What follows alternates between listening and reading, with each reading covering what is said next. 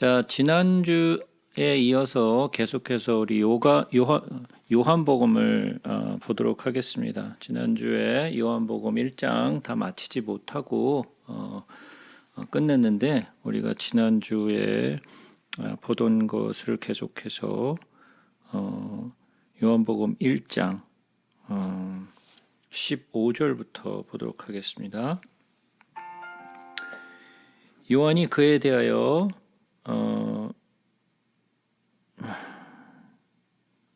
잠시만요.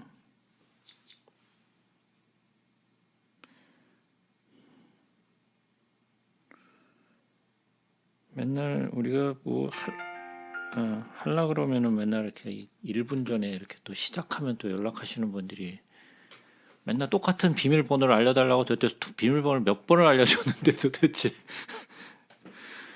자, 요한이 그에 대하여 증언하여 외쳐 이르되 내가 전에 말하기를 내 뒤에 오시는 이가 나보다 앞선 것은 나보다 먼저 계심이라 한 것이 이 사람을 가리킴이라 하니라. 우리가 다 그의 충만한 데서 받으니 은혜 위에 은혜로라.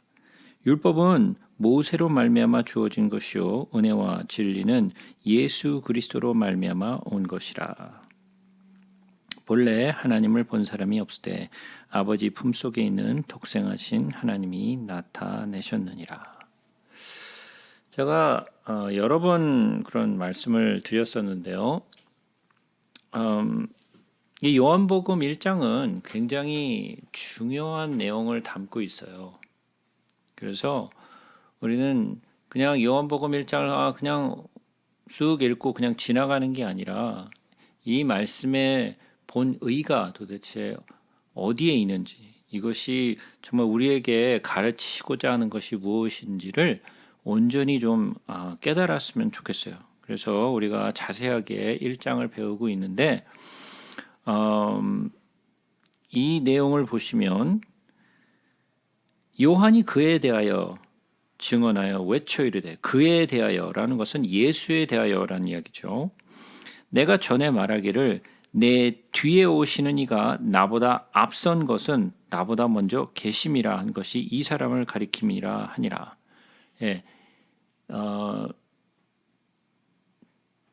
읽어도 사실은 좀 어떻게 좀 이해가 잘 안 되죠, 그죠? 내 뒤에 오시는 이가 나보다 앞선 것은 나보다 먼저 계심이라. 예, 어떻게 보면 이 한글 성경으로 읽으면 이 말을 조금 이해하는데 조금 어려움이 있을 것 같아요. 그래서 이 말씀이 도대체 어떤 말씀인지 좀 볼게요.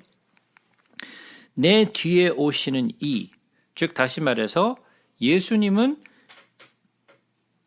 세례 요한보다도 나중에 태어나셨고 사역도 세례 요한 이후에 시작을 하셨어요. 그죠? 여기서 얘기하는 내 뒤에 오시는 이것은 단순히 예수님의 그 탄생이 늦어졌다라는 이야기는 아니고, 그리고 또 나보다 사역이 늦어졌다라는 이야기가 아니고, 이제 내가 그의 앞길을 준비하러 이 땅에 왔는데 내가 그 길을 준비하신 그분, 이제 실제로 오실 우리의 메시아, 내가 그의 앞길을 이제 준비를 하는데, 내가 이제 앞길을 준비하고 나서 그분이 이제 오실 터인데, 바로 그분, 내 뒤에 오시는 분, 내가 그 길의 앞길을 준비하고 내가 뒤에 왔다. 예, 그랬을 때 그 뒤에 오시는 분은 바로 예수시죠. 그죠? 자, 그러면 예수님이 오시는 것에 대한 이야기를 지금 하고 있는 거죠. 그래서 내 뒤에 오시는 이가 나보다 앞섰다. 자, 나보다 앞섰다라는 말이 무슨 말로 생각이 드시나요? 나보다 앞섰다. 네? 이게 무슨 말로 생각되세요? 내 뒤에 오시는 이가 나보다 앞섰다.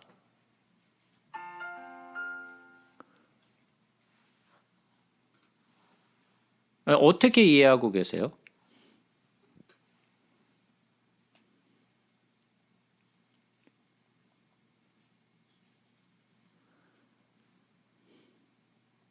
뭐 아무도 모르시나요?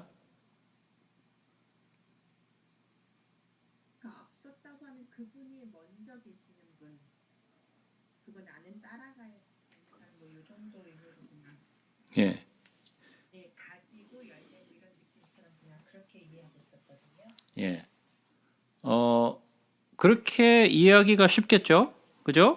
내 뒤에 오시는 이가 나보다 앞섰다 그러니까 오기는 나보다 뒤에 오셨는데 나보다 먼저 계셨다라는 이야기죠. 근데 이것은 내 뒤에 오시는 이가 나보다 앞섰다라는 것은 이것은 그냥 내 앞에 있다라는 이야기가 아니고 나보다 훨씬 높은 곳에 계시는 분이다. 나보다 상 차원에 계시는 분이다라는 뜻이에요. 무슨 말이냐면 나보다 랭크가 훨씬 높으신 분이라는 뜻이에요. 내 앞에 있다라는 것이 내 앞에 서 있다라는 이야기가 아니라 나의 수준이 만약에 여기라면 나의 수준을 월등히 뛰어넘으시는 나와는 도무지 비교할 수 없는 그런 높으신 분이시다라는 뜻이에요. 이해가 되시나요? 자, 그래서 모르겠어요. 제가 보고 있는 영어 성경은 NIV 버전이 아니라 여러분들과 보고 있는 성경이 조금 다를 수는 있는데 제가 보고 있는 영어 성경은 ESV 버전인데 ESV 버전에는 조금 더 한글보다는 좀 번역을 조금 더 잘했어요. 그래서 뭐라고 제 영어 성경에는 기록이 되어 있냐면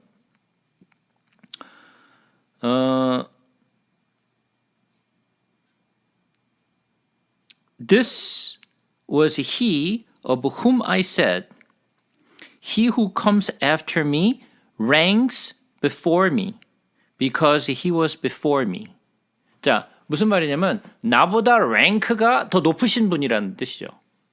내 훨씬 위에, 나보다 훨씬 더 높은, 내가 비교할 수 없는 그런 높은 곳에 계시는 분이다라는 뜻이에요. 이해가 되셨나요? 그러니까 내 앞에 계신다 그런 이야기가 아니고 나보다 훨씬 더 뛰어난 랭크에 계신 분이다. 그리고 그가 나보다 먼저 계셨습니다. 왜? 그분은 태초부터 계셨던 분이니까. 그죠?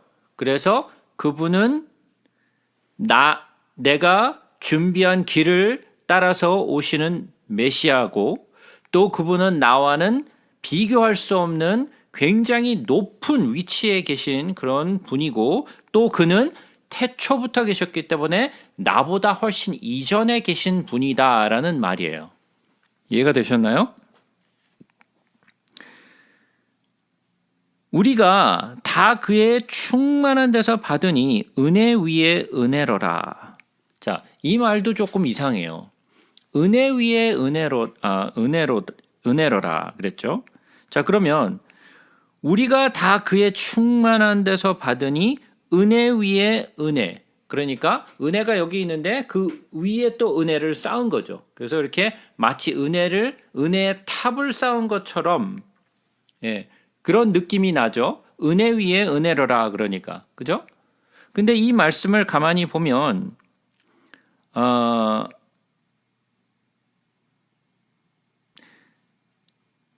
헬라 말로 뭐라고 써놨냐면 카린 안티 카리토스라는 단어를 썼는데 카린 안티 카리토스라는 것은 카린이라는 것은 은혜예요. 그 말대로 은혜 위의 은혜란 뜻이 아니고 자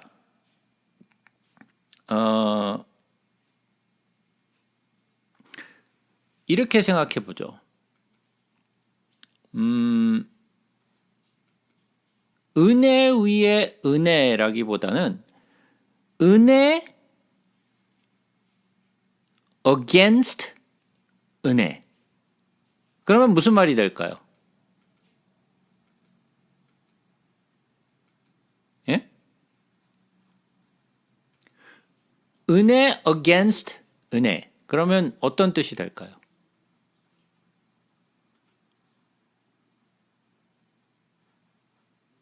너무 상차원의 이야기를 하고 있나요?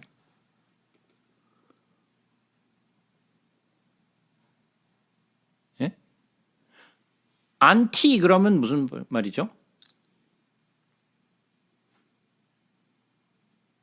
안티라는 것은 반대되는 거잖아요. 그죠? 엔티크라이스트 그러면 크라이스트가 아닌 가짜 크라이스트, 반대되는 크라이스트라는 뜻이잖아요. 그죠? 그러니까 grace against graced. grace anti grace예요. 그러니까 은혜의 against 은혜예요. 우리 영어로 성경을 보시게 되면 이렇게 아마 쓰여져 있을 거예요. The grace for grace 또는 grace upon grace라고 아마 돼 있을 거예요. 그렇게 돼 있나요?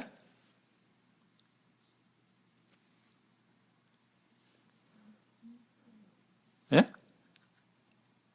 여러분들이 가지고 있는 성경에는 어떻게 돼 있나요?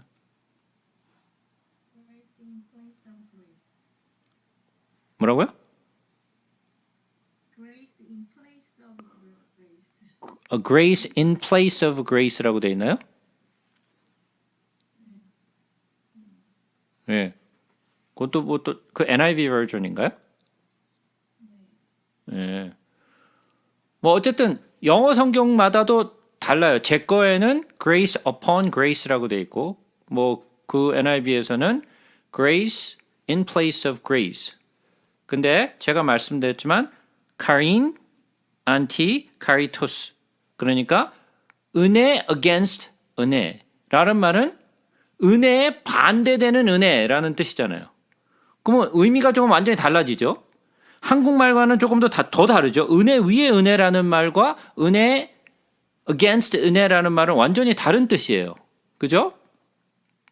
자, 그러면 이게 무슨 말이냐면 은혜가 이 은혜가 아닌 다른 은혜, 반대의 은혜, 은혜에 반대되는 은혜라는 뜻인데 은혜에 반대되는 은혜? 말이 안 되잖아요, 그거는. 뭔 소리야 도대체.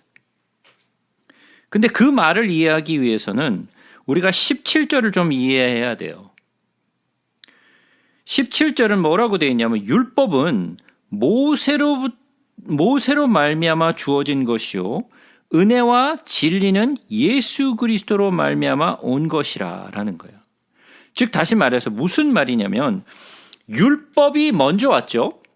율법은 모세로부터 왔어요. 그래서 이스라엘 백성들이 모세가 시내산에서 율법을 받고 내려온 이후로부터 그 율법의 규례를 따라서 계속해서 그 율법을 지켜 내려왔어요. 그죠? 지금 이 순간까지도 그들은 율법을 굉장히 중요하게 생각하고 율법을 따라왔다고요. 그러면 그 율법은 이스라엘 백성들에게, 즉 다시 말해서 선택된 백성에게 있어서는 하나님이 주시는 은혜예요.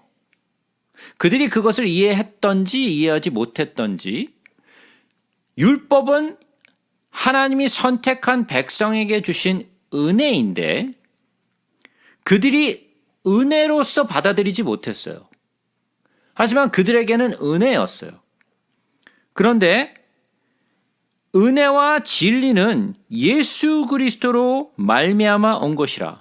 그렇다라는 말은 이제까지 예수 그리스도가 오시기 이전까지는 율법이라는 은혜가 이스라엘 백성들에게 임했는데 그 은혜가 아닌 그것보다 더 큰 은혜, 새로운 은혜, 즉 예수 그리스도라는 은혜와 진리, 율법과 예수 그리스도로 말미암아 시작되는 진리와 은혜는 이전에 있었던 율법의 은혜와는 비교가 되지 않는 더 큰 은혜라는 뜻이에요.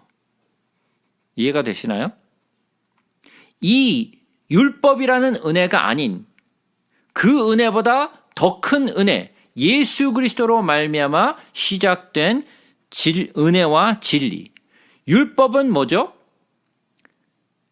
율법은 율법과 선지자라는 하나님의 율법을 통해서 어떤 행위를 통해서 무언가를 하는 것이었어요.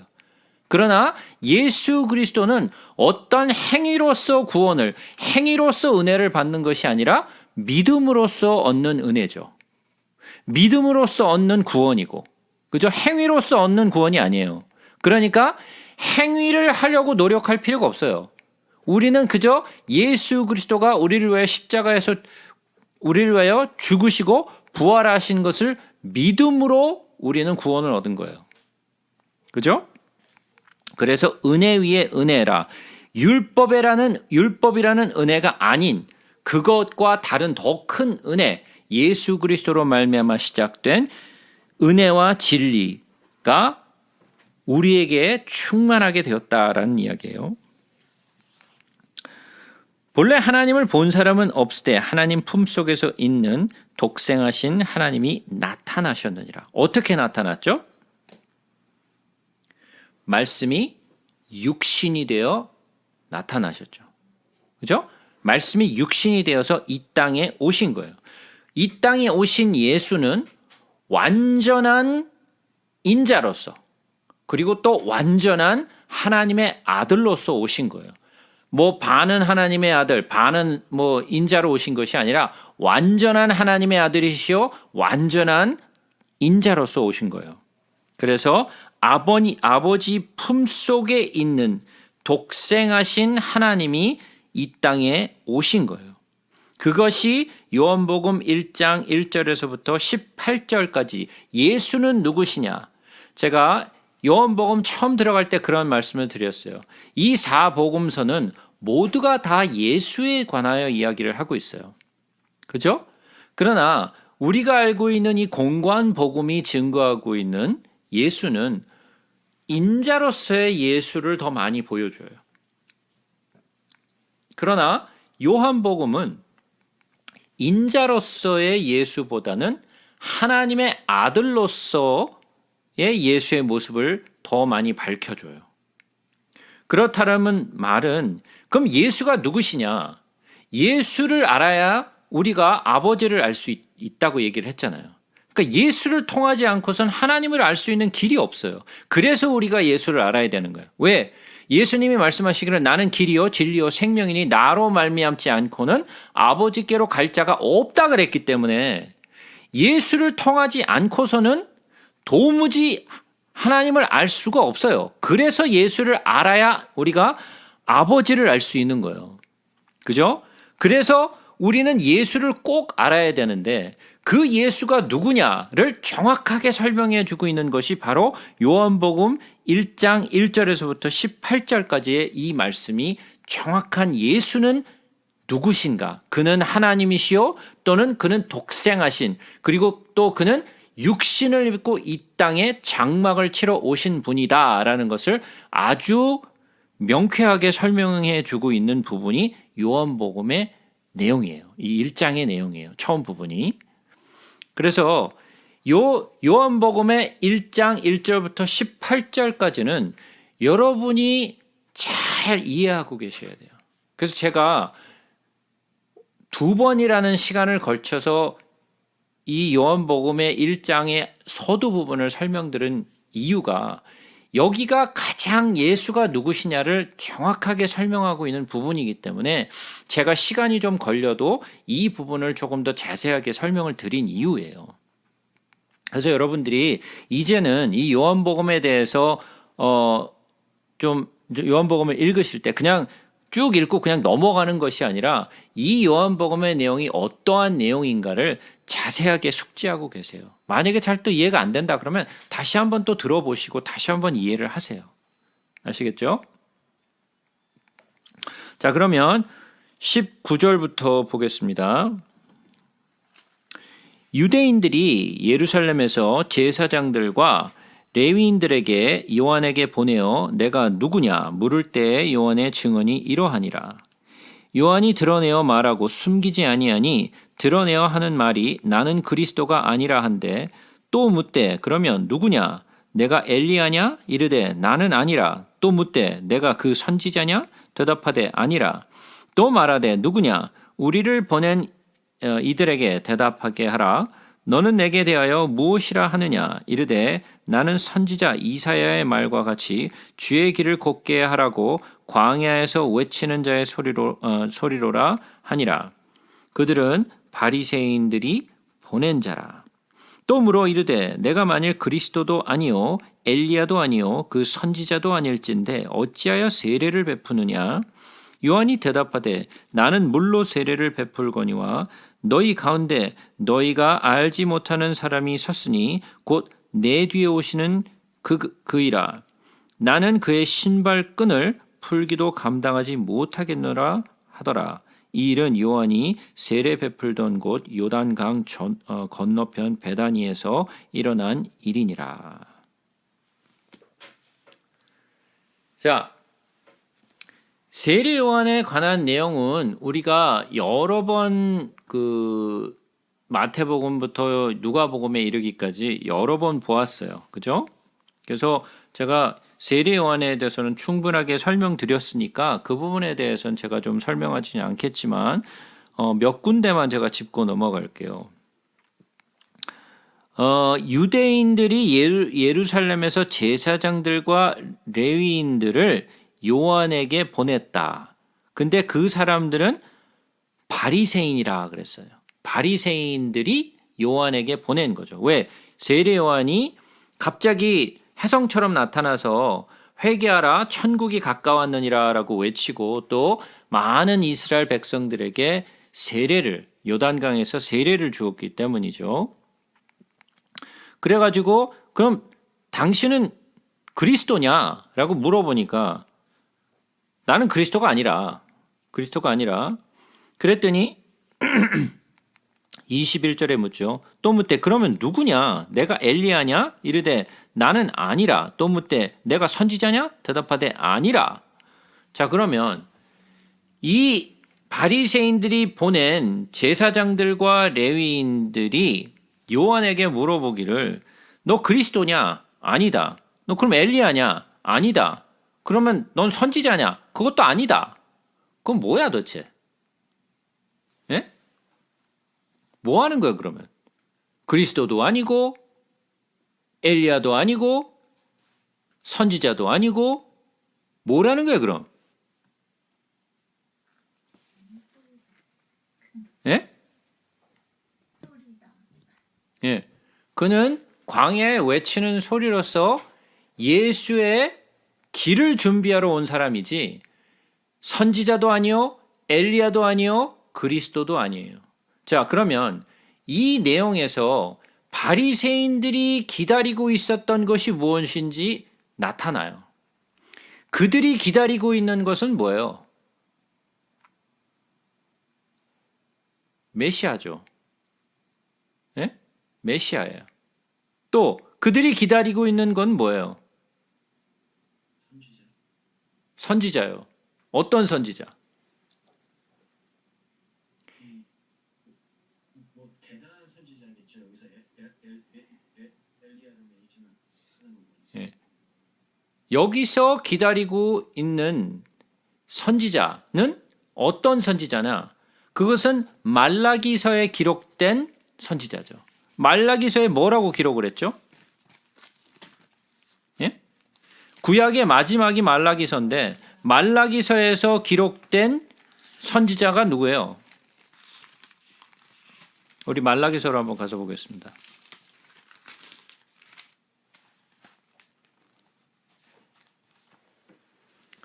말라기서 4장 4절부터 보겠습니다. 너희는 내가 호렙에서 온 이스라엘을 위하여 내 종 모세에게 명령한 법, 곧 율례와 법도를 기억하라. 보라, 여호와의 크고 두려운 날이 이르기 전에 내가 선지자 엘리야를 너에게 보내리니 그가 아버지의 마음을 자녀에게로 돌이키게 하고 자녀들의 마음을 그들의 아버지에게로 돌이키게 하리라. 돌이키지 아니하면 두렵건대 내가 와서 저주로 그 땅을 칠까 하노라 하시니라. 자, 마지막에 말라기 선지자가 이 말씀을 남겼을 때 누가 온다 그랬어요? 선지자 엘리야를 너희에게 보내겠다 그랬어요. 그죠? 선지자 엘리야를 너에게 보내겠다. 그랬으니까 그들이 기다리고 있었던 것은 뭐예요? 메시아요. 그리고 또 엘리야 같은 선지자를 기다리고 있었던 거예요.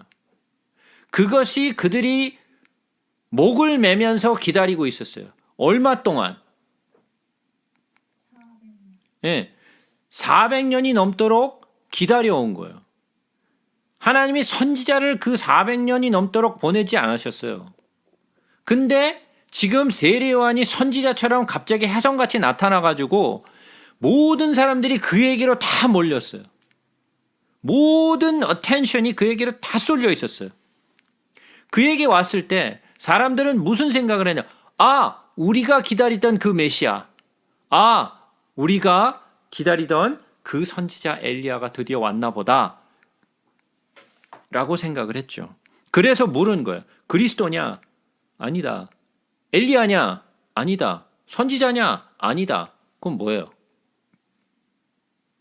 우리가 기다리던 그분이 아니네. 응? 우리가 기다리던 그분이 아니라는 거죠. 자, 근데 여기서 세례 요한이 나는 그리스도도 아니고 엘리야도 아니고 나는 선지자도 아니다 그랬어요. 실제로 그런가요?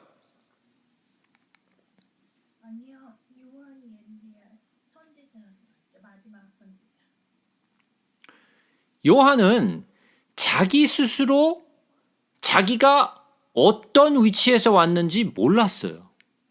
그걸 어떻게 알까요? 그가 엘리야의 선지자의 마음을 가지고 온 거라는 것을 자기 스스로 몰랐어요. 근데 그것을 꼬집어 주신 것이 예수님이셨죠. 그죠? 그 부분이 어디예요? 마태복음 11장이죠. 그죠? 마태복음 11장으로 한번 가서 보겠습니다.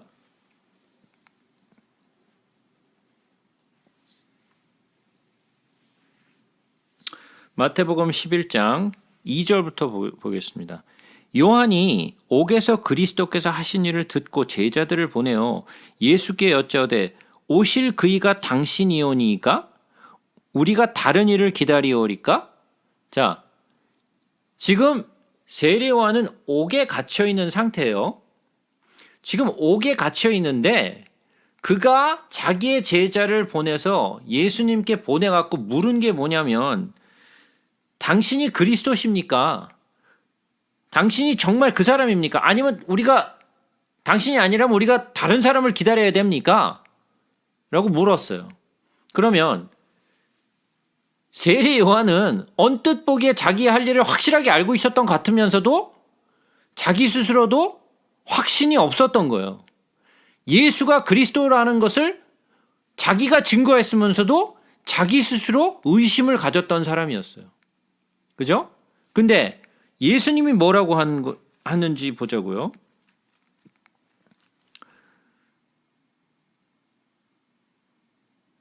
7절부터 보겠습니다. 그들이 떠나매 예수께서 무리에게 요한에 대하여 말씀하시되 너희가 무엇을 보려고 광야에 나갔더냐? 바람에 흔들리는 갈대냐? 그러면 너희가 무엇을 보려고 나갔더냐? 부드러운 옷 입은 사람이냐? 부드러운 옷을 입은 사람들은 왕궁에 있느니라. 그러면 너희가 어찌하여 나갔더냐? 선지자를 보기 위함이었더냐? 옳다. 내가 너에게 이르노니 선지자보다 더 나은 자니라. 기록된 바 보라, 내가 내 사자를 내 앞에 보내노니 그가 내 길을 내 앞에 준비하리라. 하신 것이 이 사람에 대한 말씀이니라. 내가 진실로 너희에게 말하노니 여자가 낳은 자 중에 세례 요한보다 큰 이가 일어남이 없도다. 그러나 천국에서는 극히 작은 자라도 그보다 크니라. 세례 요한의 때부터 지금까지 천국은 침노를 당하나니 침노 당하는 자는 빼앗느니라. 모든 선지자와 율법이 예언한 것은 요한까지니 만일 너희가 즐겨 받을진대 오리라 한 엘리야가 곧 이 사람이니라. 누가 말씀하신 거예요? 예수님이 말씀하신 거죠. 그러면 예수님도 헷갈려서 말씀하셨을까요? 아니면 예수님이 올바로 그것을 밝히신 걸까요? 당연히 예수님이 세례 요한이 엘리야의 심정으로 온 말라기 선지자의 말씀에 기록된 그 내용이 바로 요한이었다라는 것을 예수님이 증거하고 계시는 거죠.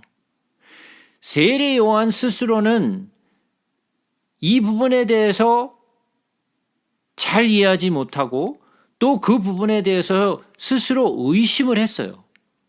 그러나 예수님이 네가 바로 말라기서에 기록되었던 엘리야의 심정으로 온 그 선지자다라는 것을 예수님이 밝혀주셨어요. 비록 세례 요한 스스로가 이게 confused 해갖고 헛소리를 했지만 이 스스로가 증거된 것은 예수님이 증거를 하셨기 때문에 우리가 확실하게 아는 거예요. 만약에 예수님이 그것을 증거하지 않으셨다면 우리도 세례 요한 때문에 헷갈릴 수 있는 거죠. 그러나 아무리 세례 요한이 뭐라 했다 할지라도 자기 스스로가 깨닫지 못해서 이런 횡설수설하는 소리를 했다 할지라도 우리는 세례 요한이 예수님의 앞길을 평탄하게 하러 온 그 광야에 외치는 소리였으며 또 엘리야의 심정을 가지고 이 땅에 왔던 그 말라기서에 기록된 그 사람이라는 것을 우리는 확실하게 알 수 있어요. 그죠? 그러니까 이 세례 요한은 나름대로 신령했던 사람이고 그래도 영적인 눈이 띄어졌던 사람이었지만 그래도 세례 요한마저도 진리에 관해서 의심을 했다라는 거예요. 왜 그랬을까요? 왜 세례 요한 같은 사람이 확실하게 자기의 그 사역의 내용을 알지 못했고 자기가 어떠한 사명을 가지고 왔는지를 잘 몰랐을까요? 예?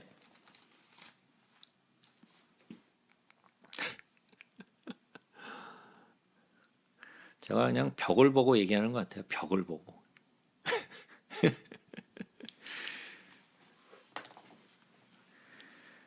예수님이 아까 마태복음에서 뭐라고 말씀하셨죠? 여자가 낳은 자 중에 세례 요한보다 큰 이가 일어남이 없도다. 그러나 천국에서는 극히 작은 자라도 그보다 크니라 그랬어요. 그는 큰 자인데 천국에서는 가장 작은 자가 그보다 크다 그랬어요. 자, 세례 요한은 400년이 지난 후에 혜성같이 나타난 그런 선지자로 나타났지만 그에게 부족한 것이 있었는데 뭐가 부족했을까요? 그에게 부족한 것은 성령이 없었어요. 그죠? 그에게는 성령이 없었어요. 자, 성령이 그가 태어났을 때 성령이 요한의 어머니 엘리자벳이 그를 잉태했을 때 성령이 충만했다 그랬어요. 성령이 함께 있었네. 그죠?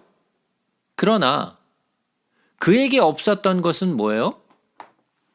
성령의 내주하심이 없었죠. 그죠? 성령의 내주하심은 언제 시작되죠? 예수 그리스도가 십자가에서 죽으시고 부활하시고 난 후에 마가의 다락방을 통하여 교회가 시작되면서 바로 성령이 사람들 안에 내주하시게 되죠. 그죠? 왜? 예수 그리스도의 십자가의 죽으심으로 말미암아 우리의 죄가 비로소 씻겨져 나갔죠. 그러므로 성령이 이제는 우리의 안으로 내주할 수 있도록 되었죠. 그래서 영원히 떠나지 아니하신다라는 약속을 주셨잖아요. 그죠? 그래서 우리에게는 성령이 내주하시는 성령이 있지만 그에게는 내주하시는 성령이 없었어요. 왜? 아직은 예수 그리스도가 십자가에서 돌아가시지 않으셨기 때문에. 그랬기 때문에 그는 쉴 새 없이 의심을 할 수밖에 없었어요. 왜? 확신이 없었기 때문에. 성령은 우리로 하여금 예수 그리스도가 그리스도라는 것을, 우리의 구원자시라는 것을 계속해서 증거하고 있기 때문에 우리는 그것에 대해서 의심하지 않아요.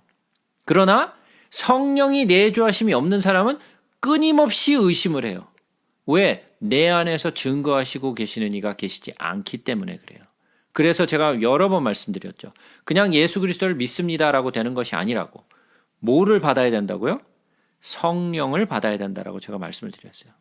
그래서 성령이 굉장히 중요해요. 성령을 꼭 받아야 돼요. 성령은 받아도 되고 안 받아도 되고 그런 그냥 부수적인 것이 아니라 성령은 꼭 받아야 되는 거예요. 그래서 제가 여러분들에게 늘 말씀드렸지만 내가 정말 성령을 받았는지 안 받았는지를 확인해 보세요. 그렇지 아니하면 나는 쉴 새 없이 내 신앙에 대하여 또 예수 그리스도에 대하여 또 진리에 대하여 계속해서 의심을 할 수밖에 없어요. 자, 그래서 세례 요한 스스로가 자기가 엘리야의 심정으로 온 것조차도 잘 알지 못했다라는 거예요. 근데 한 가지는 알았죠. 23절에 보니까 이르되 나는 선지자 이사야의 말과 같이 주의 길을 곧게 하라고 광야에서 외치는 자의 소리로라 하니라. 자, 광야에 외치는 소리가 어떠한 의미인지는 제가 충분하게 설명을 드렸어요. 그죠? 광야에 외치는 소리라는 것은 마태복음을 가서 광야에 외치는 소리가 어떤 뜻인지 잘 이해가 안 되시면 마태복음의 내용을 꼭 한번 들어보시길 바랍니다. 자, 내 뒤에 오시는 그는 누구죠? 예수 그리스도. 그가 진짜 그리스도시죠. 그래서 뭐라고 얘기하냐면 나는 그의 신발끈을 풀기도 감당하지 못하겠노라. 이게 아까 했던 뭐예요? 우리가 1장 15절에서 보았던 내 뒤에 오시는 이가 나보다 앞선 것은, 이 앞선 것은이라는 것은 나는 그분과 비교할 수 없는 상차원, 나는 하차원에 있는 사람이고 그분은 상차원에 계신 분이다. 나와는 비교할 수 없는 정말 존귀하신 분이시며 그분은 하나님이시며 그분은 정말 그리스도시며 이런 것이 나보다는 너무나도 월등히 다르기 때문에 나는 그의 신발매를 맬 수도 없다라는 것을 고백하고 있는 거죠. 그러면 세례 요한은 무엇을 깨닫고 있는 거예요? 나는 예수 그리스도와 비교했을 때 나는 그분에 비하면 흙의 먼지란 뜻이에요. 난 아무것도 아니란 뜻이에요. 그분은 나와는 비교할 수 없는, 그는 그리스도시지만 나는 아무것도 아닌 정말 흙의 먼지라는 것을 깨달은 거예요. 성경을 우리가 깨달으면 깨달을수록 우리가 깨달아야 되는 부분이 이 부분이라고 제가 쉴 수 없이 말씀을 드렸어요. 우리는 우리 스스로가 흙의 먼지다. 나는 아무것도 할 수 없고 나는 아무것도 아니라는 것을 깨닫는 것으로부터 시작한다고 얘기를 했어요. 내가 뭔가를 할 수 있다. 내가 뭔가 정말 나아질 수 있다. 나는 선해질 수 있다. 나는 이걸 할 수 있다. 저걸 할 수 있다.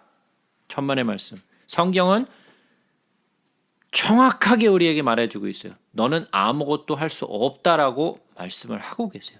그런데 우리는 자꾸만 그것을 부정하죠. 아니야, 난 할 수 있어. 무슨 소리야? 나는 내 스스로 확신을 갖고 나는 열심히 하면 돼. 그것을 자꾸만 자기 최면을 건다고요. 그러나 자기 최면은 걸 수 있어요. 그러나 성경은 명확하게 말하고 있어요. 우리는 아무것도 아니요. 우리는 아무것도 할 수 없다. 그렇기 때문에 우리가 구하고 우리가 바라야 할 것은 예수 그리스도라는 것을 우리에게 가르쳐주고 있는 거예요. 자, 29절. 이튿날 요한이 예수께서 자기에게 나아오심을 보고 이르되 보라 세상 죄를 지고 가는 하나님의 어린 양이로다.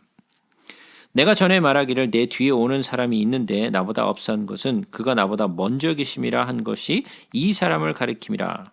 나도 그를 알지 못하였으나 내가 와서 물러 세례를 베푸는 것은 그를 이스라엘에 나타내려 함이라 하니라. 요한이 또 증언하여 이르되 내가 보매 성령이 비둘기같이 하늘로부터 내려와서 그의 위에 머물렀더라. 나도 그를 알지 못하였으나 나를 보내어 물로 세례를 베풀라 하신 그 이가 나에게 말씀하시되 성령이 내려서 누구 위에든지 머무는 것을 보거든 그가 곧 성령으로 세례를 베푸는 이인 줄을 알라 하셨기에 내가 보고 그가 하나님의 아들이심을 증언하였노라 하니라. 예수님이 요한에게로 나아오셨어요. 세례를 받기 위해 나아오셨죠. 제가 왜 예수님이 세례를 받으실 수밖에 없는가에 대해서는 마태복음에서 충분하게 설명했으니까 여기서 설명하지 않을게요. 그 자기에게 나오고 있는 예수님을 보고 뭐라고 고백하냐면 보라 세상 죄를 지고 가는 하나님의 어린 양이로다. 자, 이 부분은 세례요한이 정확하게 깨달았어요. 예수님이 누구시라는 것을 정확하게 깨달은 부분이 이 부분이에요. 그는 세상 죄를 지고 가는 하나님의 어린 양인 것을. 하나님의 어린 양은 어떻게 돼야 돼요? 예? 어린 양이 어떻게 돼야 돼요? 어린 양은 죽어야죠. 예? 어린 양은 죽어야 되는 거예요. 어린 양은 이스라엘 백성들에게 있어서는 죽어야 되는 제물이라는 것을 너무나도 잘 알고 있어요. 그러니까 세상 죄를 지고 가는 하나님의 어린 양이라는 것은 그가 죄를 짊어지고 죽을 것이라는 것을 명시하고 있는 거예요. 그죠? 근데 그는 하나님의 어린 양, 즉 다시 말해서 Lamb of the God이죠. The Lamb of God. 하나님을 위하여 죽을 그 번제로 드려질 그 양. 이것은 레위기를 통해서 제사를 좀 아시면 조금 더 쉽게 이해할 수 있어요. 그래서 제사를 아셔야 되고 그래서 레위기를 이해하고 계셔야 되는 거예요. 그것뿐만이 아니죠. 이스라엘 백성들이 애굽에서 나올 때 시작된 것이 있었어요. 뭐였죠?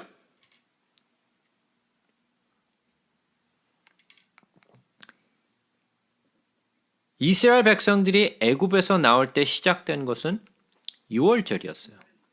그죠? 유월절이었어요. 유월절의 시초가 바로 애굽 땅에서 있었던 일이었어요. 그것은 마지막 그 재앙이 뭐였죠? 장자가 죽는 거였어요. 장자가 죽는 거였는데 하나님이 모세를 통해서 뭐라고 말씀하셨냐면 1년 된 어린 양을 데리고 와서 예? 언제 데려오죠?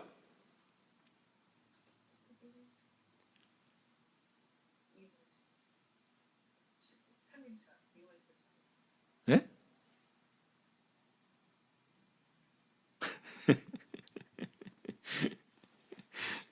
예. 예. 첫째 달 열흘째 되는 날에 데리고 오죠. 아비벌 열째 날 되는 때에 데리고 와요. 그래서 그 양을 얼마나 데리고 있죠? 자, 우리가 출애굽기로 한번 가서 보겠습니다. 출애굽기 12장이죠.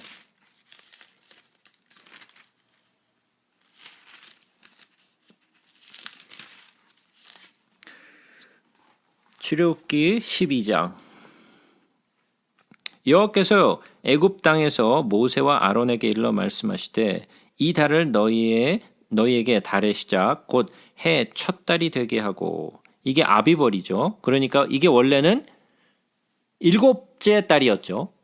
일곱째 달이었는데 첫 달로 하나님이 처음으로 바꾸시죠. 그래서 이 사건을 기준으로 해서 달력이 두 개가 생긴다라고 제가 말씀드렸어요. 첫 번째는 민간력이라는 것이 있고 종교력이라는 것이 있다 그랬어요. 그래서 민간력과 종교력은 7달 차이가 난다 그랬죠. 그래서 민간력에 있는 달력을 갖다가 하나님이 임의로 7번째 달을 첫 달로 바꾸셨어요. 요때.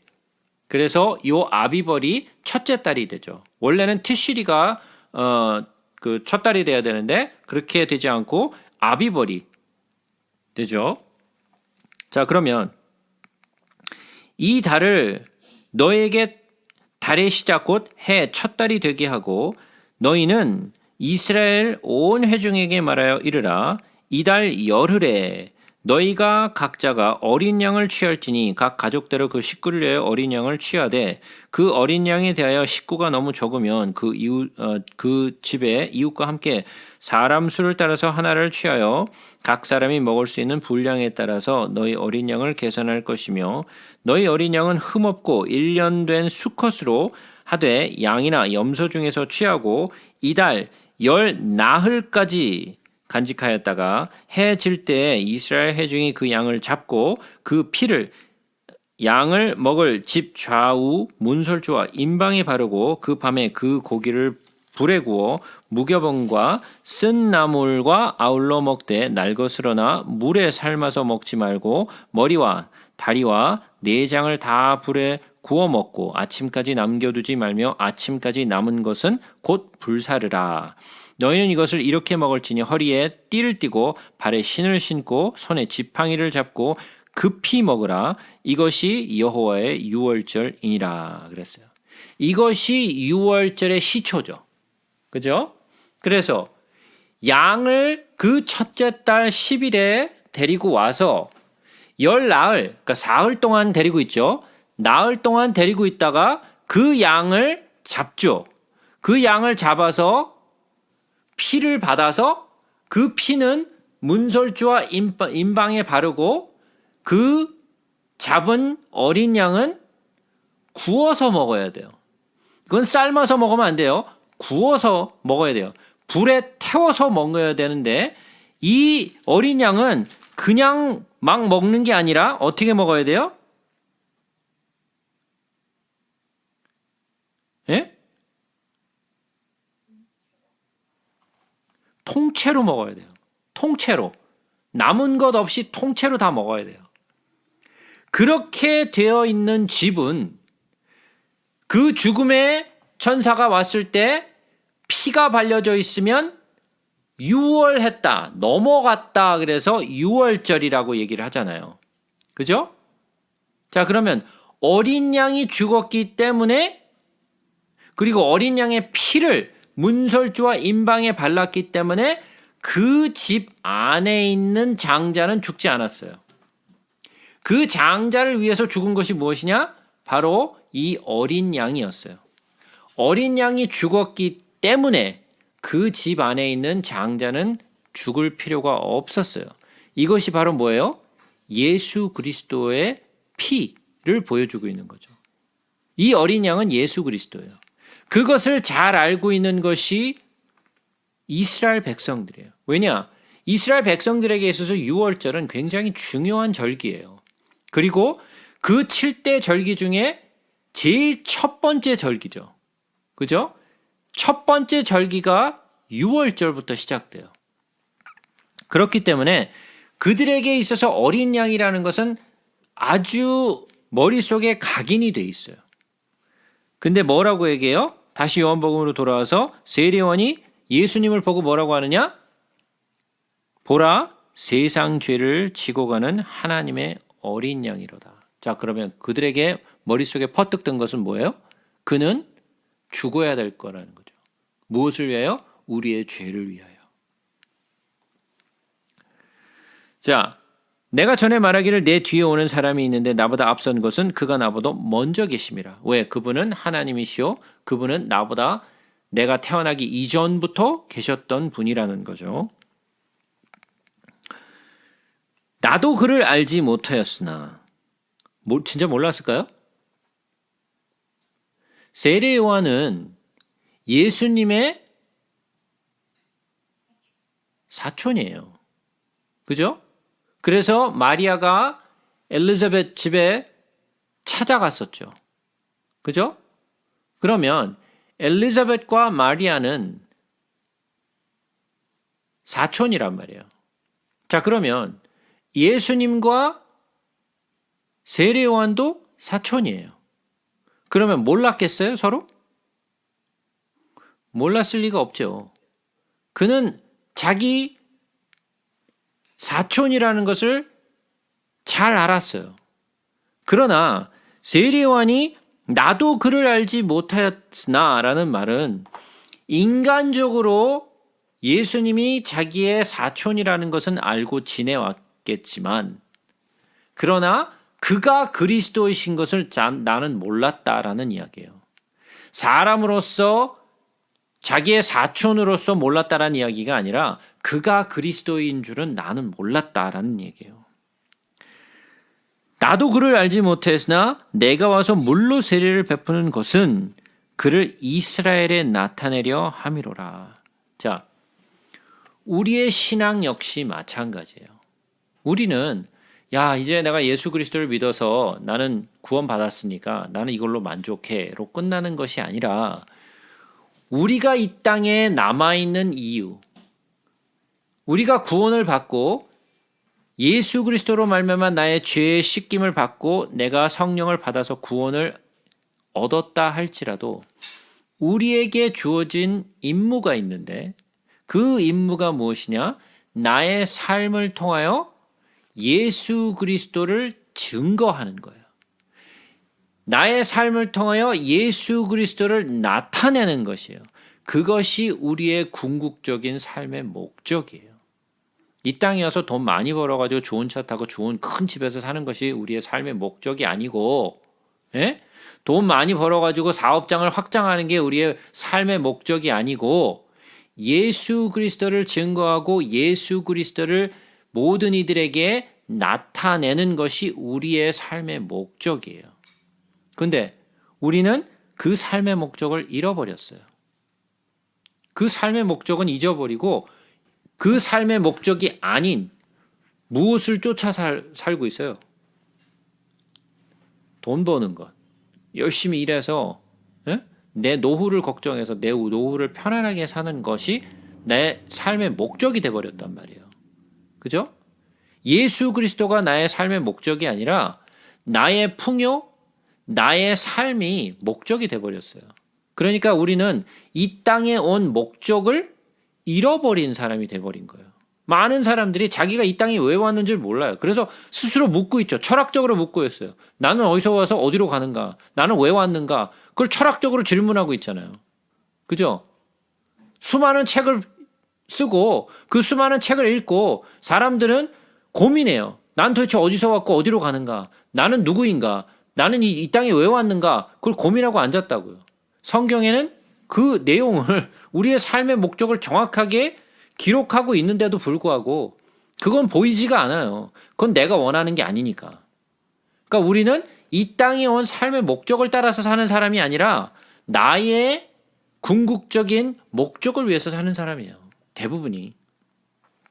그런데 성경은 무엇을 얘기하고 있느냐? 우리의 삶의 목적은 무엇이냐?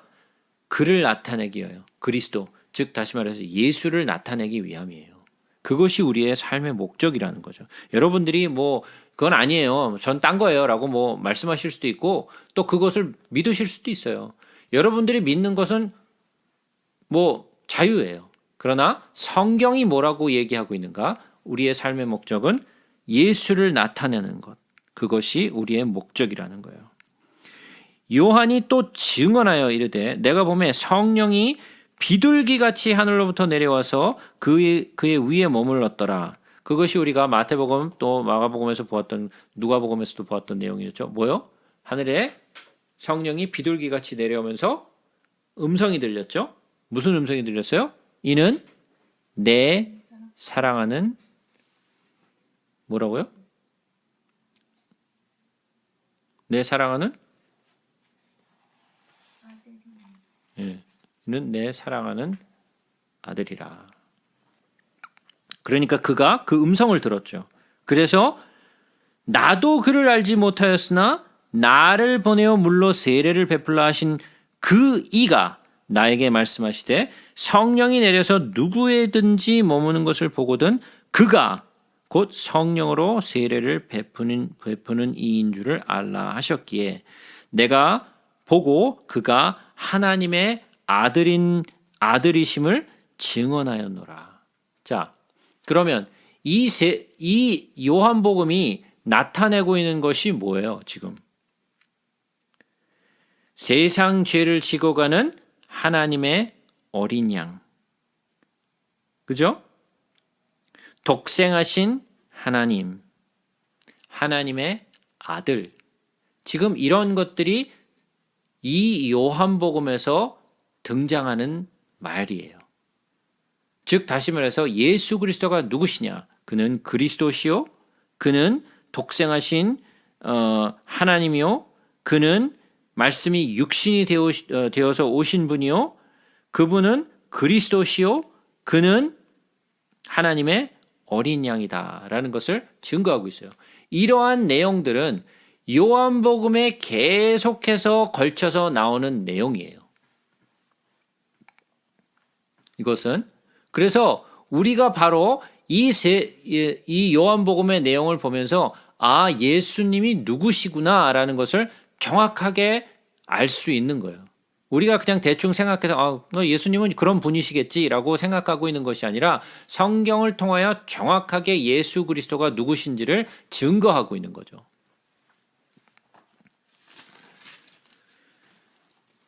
또 이튿날 요한이 자기 제자 중 두 사람이 함께 섰다가 예수께서 거니심을 보고 말하되 보라 하나님의 어린 양이로다. 두 제자가 그의 말을 듣고 예수를 따르거늘 예수께서 돌이켜 그 따르는 것을 보시고 물어 이르시되 무엇을 구하느냐 이르되 랍비여 어디 계시오니까 하니 랍비는 번역하면 선생이라. 예수께서 이르시되 와서 보라. 그러므로 그들이 가서 계신 데를 보고 그날 함께 거하니 때가 10시쯤 되었더라. 요한의 말을 듣고 예수를 따르던 두 사람 중에 하나는 시몬 베드로의 형제 안드레라. 그가 먼저 자기의 형제 시몬을 찾아 말하되 우리가 메시아를 만났다 하고 메시아는 번역하면 그리스도라. 데리고 예수께로 오니 예수께서 보시고 이르시되 내가 요한의 아들 시몬이니 장차 게바라 하리라 하시니라. 게바는 번역하면 베드로라. 자, 요한에게 두 제자가 있었죠. 성경 속에서 정확하게 요한의 제자의 이름이 기록되어 있는데 그것은 안드레예요. 그죠? 근데 우리는 두 번째 요한의 제자가 누군지는 알 수 없지만 대부분의 사람들은 요한이다라는 사람들도 있고 어떤 사람은 빌립이다라고 얘기하는 사람들이 있어요. 그러나 우리는 정확하게 알 수 없지만 그 요한에게는 두 사람의 제자가 있었는데 한 사람은 안드레라는 것을 우리는 알 수 있어요. 이 요한복음의 기록을 통하여. 근데 요한을 따르는 두 제자가 있었는데 그가 요한이 혜성처럼 나타나서 선지자의 역할을 하니까 그를 따랐는데 이 요한이 뭐라고 얘기하냐면 그는 보라 하나님의 어린 양이라. 그러니까 그분이 바로 그리스도시요 그분이 하나님의 어린 양이야? 그럼 난 그분을 쫓아가야 되겠네 라고 해서 요한을 따르기를 멈추고 예수를 쫓아갔어요. 그럼 요한의 입장에서는 어떻겠어요? 기분 나쁘죠. 자기 제자인데 자기가 선생인데 자기를 놓고 다른 선생을 쫓아가면 요한의 입장에서는 기분 나쁘겠죠. 그러나 세례 요한은 제자들에게 그것을 가르쳐 주기를 원했어요. 내가 아니다. 너희들이 따라야 할 사람은 내가 아니고 그리스도다. 바로 그분이 바로 하나님의 어린 양이다라는 것을 정확하게 포인트해 준 거예요. 그랬더니 두 제자가 그의 말을 듣고 그때부터 예수를 따르기 시작했어요. 근데 예수께서 돌이켜 보니까 그 사람들이 요한을 쫓지 않고 자기를 쫓아오는 것을 보시면서 물으셨어요. 무엇을 구하느냐? 자, 한번 생각해 보자고요. 여러분들은 예수를 따라가는 분들이시죠? 여러분들도 예수님을 따라가는 분들이 있잖아요. 그럼 예수님이 갑자기 여러분들에게 갑작스럽게 질문을 하시는 거예요. 네가 무엇을 원하느냐? 뭐라고 답하시겠어요? 예수님 왜 따르세요, 여러분들? 예수님을 왜 쫓고 계세요, 지금? 네?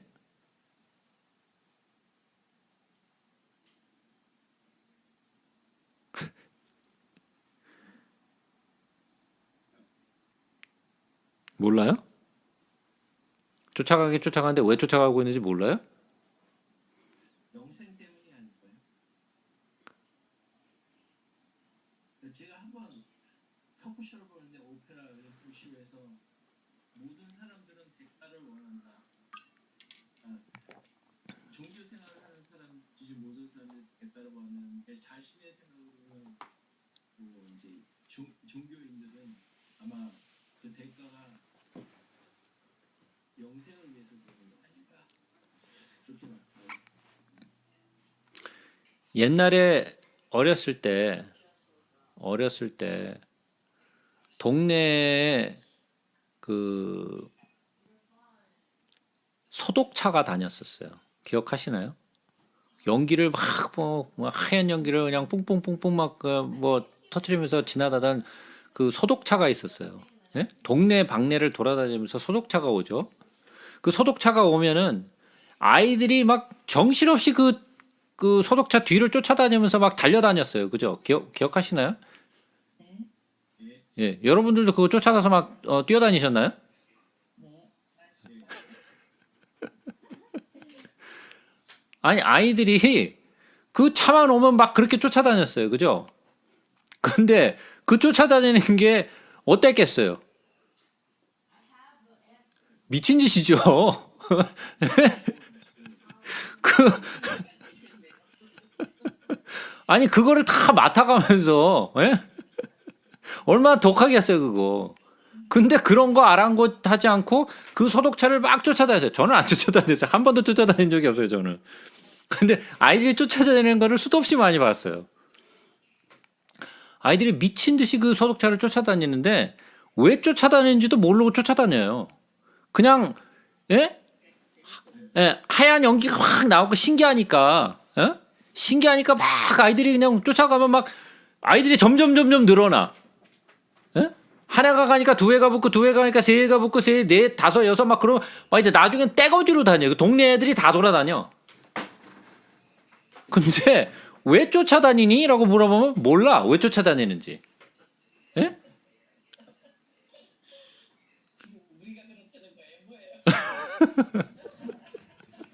예, 바로 그거죠. 예? 예수님이 뒤돌아서 물으시는 거예요, 우리에게. 야, 무엇을 원하니? 잘 모르겠는데요. 예? 잘 모르겠는데요. 그러면 그 소독차 쫓아다니는 사람, 아니, 어린아이들과 똑같은 거라는 거예요. 예. 뭔지도 모르고 그냥 막 정신없이 쫓아다니는 거예요. 왜 쫓아가는지도 모르면서 그냥 막 쫓아다니는 거. 그렇게 되면 안 된다라는 거예요. 예수를 쫓아가는데 내가 왜 예수를 쫓는지조차도 모르고 쫓아다니면 곤란하다라는 거예요. 예수를 알고 믿고 예수를 알고 쫓아가야 돼요. 그래서 예수님이 뭐라고 그러셨어요? 야, 사람이 집을 질 때 자기가 얼마인지 돈을 계산해보고 집을 짓지 않냐? 아니 너는 계산도 안 해보고 집부터 막 일단 짓고 보냐? 그렇지 않지 않니? 라고 말씀하시잖아요. 내가 예수를 왜 따라가는지조차 계산도 해보지 않고 무엇 때문에 쫓아가는지도 모르고 네가 쫓아다닌다면 너는 진짜 불쌍한 애라는 거죠. 예? 우리는 왜 예수를 쫓고 있는지를 확실하게 알아야 돼요. 그분이 누구신지, 내가 왜 쫓고 있는지를 확실하게 아셔야 돼요. 여러분들에게 예수님이 진짜 이 요한의 제자들에게 물으시듯이 네가 무엇을 원하느냐라고 물으신다면 나는 정확하게 예수님에게 내가 원하는 것이 무엇인지를 고백할 수 있어야 돼요. 모르겠는데요? 이렇게 되면 진짜 불쌍한 애가 되는 거예요. 자, 예수님이 물으셨어요. 네가 무엇을 구하느냐? 그랬더니 라삐어 어디 계시오니까 이게 지금 질문의 답이에요? 완전 동문서다. 예? 아, 네가 무엇을 원하니? 그랬더니 아니 어디 계십니까? 예? 완전 지금 정신없는 소리를 하고 있는 거죠. 예? 어디 계시다니? 뭔 소리야 도대체? 우리의 대답이 이러면 안 된다는 거예요. 네가 무엇을 원하느냐? 어디 계세요? 이러고 있으면 안 되죠. 그죠? 예수께서 이르시되 와서 보라. 그러므로 그들이 가서 계신 데를 보고 그날 함께 거하니 때가 10시쯤 되었더라. 자, 예수님의 답변을 우리 한번 주시해서 보자고요. 예수님이 뭐라고 물으셨어요? 네가 무엇을 원하느냐라고 물으셨어요. 그랬더니 요한의 제자들이 묻기를 어디 계시냐니까 라고 물었는데 예수님이 와서 보라라 그래요. 그죠? 와서 보라. 자, 그러면 이 말이 주고 있는 의미가 뭘까요? 와서 보라.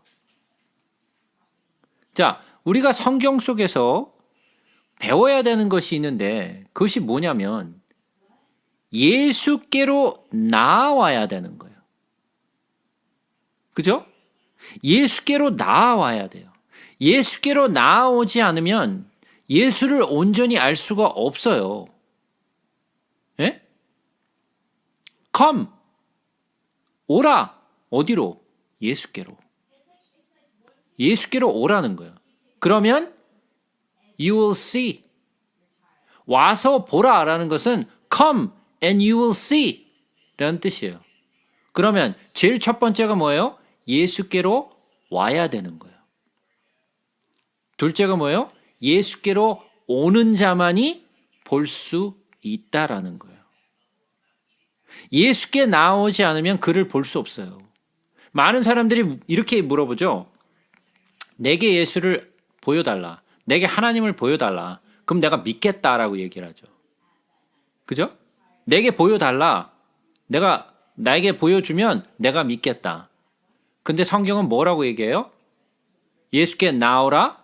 그러면 네가 보겠다라는 거예요. 자,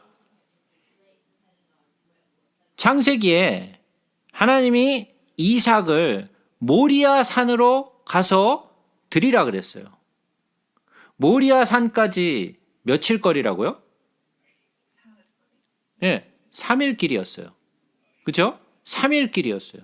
아니 그냥 거기서 잡지. 뭘 3일 길이나 그 먼 거리 가서 잡아. 꼭 거기서 모리아 산에서 꼭 잡아야 돼? 3일 길을 가게 하셨어요. 모리아 산으로 가게 하셨죠. 모리아. 자, 모리아의 뜻이 뭐라 그랬죠?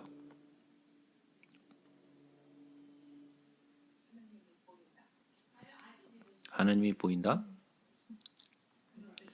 예. 예.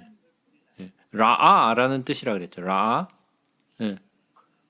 모리아 산으로 가면 하나님을 볼 수 있다라는 거예요. 그곳으로 가면 하나님을 볼 수 있어요. 자, 그러면 예수께로 나와야 예수를 만날 수 있어요. 예수께로 나오지 않은 사람은 절대로 예수를 만날 수 없어요. 그래서 우리가 계속해서 보겠지만 나중에도 또 그런 내용이 나오죠. 예수께로 나온 사람만 예수를 만날 수 있고 예수를 만난 사람만 아버지를 알 수 있어요.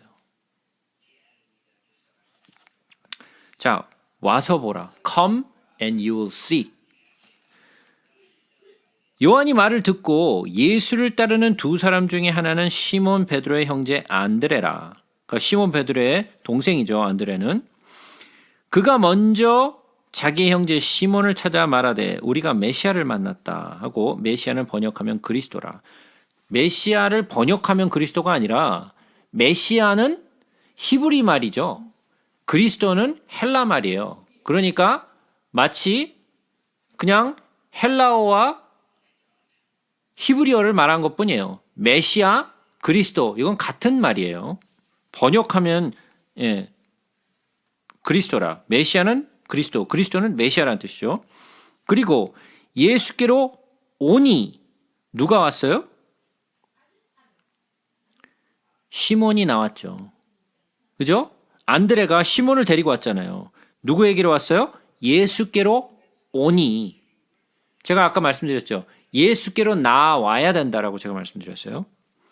예수께로 오니 예수께서 보시고 이르되 내가 요한의 아들 시몬이니 장차 게바라 하리라 하시니라. 게바는 번역하면 베드로라, 페드로라 그러죠. 반석이란 뜻이죠. 게바라는 말은 아람어예요. 예? 게바라는 말은 아람어예요. 자, 이튿날 예수께서 갈릴리로 나가려 하시다가 빌립을 만나 이르시되 나를 따르라 하시니 빌립은 안드레와 베드로와 한 동네 벳세다 사람이라 그랬어요. 자, 제가 예전에 그 벳세다 사람에 대해서 이야기를 했었죠. 빌립, 안드레, 베드로에 대해서 이야기를 했었어요. 그 왜 제가 벳세다 사람을 얘기했었죠? 예? 벳세다 사람을 제가 왜 예전에 말씀드렸죠?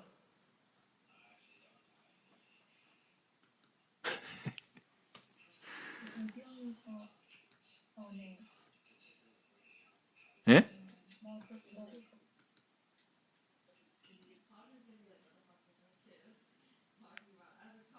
예수님이 오병이어의 사건을 일으키실 때 어디로 가셨어요? 예, 벳세다로 가셨죠. 그래서 누구에게 그 빵을 구해오라 그랬어요? 빌립에게 그랬죠. 왜 빌립에게 물으셨다 그랬어요? 예, 그 동네 사람이니까. 그 동네 사정을 너무 잘 아니까. 그 동네 집에 그 동네에 빵집이 얼마나 있는지 잘 알 거 아니에요. 그죠? 자, 벳세다라는 말은 무슨 뜻이냐면 베이트, 나는 집이란 뜻이죠. 그죠? 베이트는 집이란 뜻인데 세다라는 말은 이거는 사야드라는 단어가 붙은 건데 베이트 사야라는 건데 사야가 무슨 뜻이냐면 헌터라는 뜻이에요. 사냥꾼이라는 뜻이죠. 근데 뭐라 그랬어요? 벳세다는 피쉬를 사냥하는 집이에요. 그러니까 무슨 뜻이겠어요? 어부들의 집이란 뜻이죠. 벳세다라는 말은 그런 뜻이에요. 왜? 빌립도 안드레도 베드로도 다 뭐 하는 사람들이에요? 어부들이죠. 예? 그 갈릴리의 어부들이란 말이에요. 빌립이 나다나엘을 찾아 이르되 모세가 율법에 기록하였고 여러 선지자가 기록한 그 일을 우리가 만났으니 요셉의 아들 나사렛 예수니라.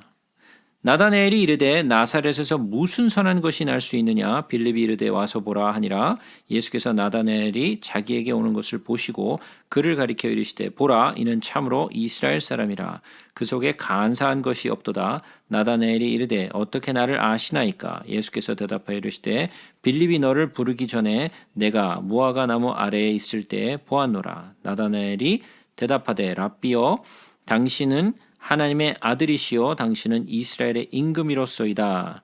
예수께서 대답하여 이르시되 내가 너를 무화과 나무 아래에서 보았다 함으로 믿느냐? 이보다 더 큰 일을 보리라. 또 이르시되 진실로 진실로 너에게 이르노니 하늘이 열리고 하나님의 사자들이 인자 위에 오르락 내리락 하는 것을 보리라 하시니라.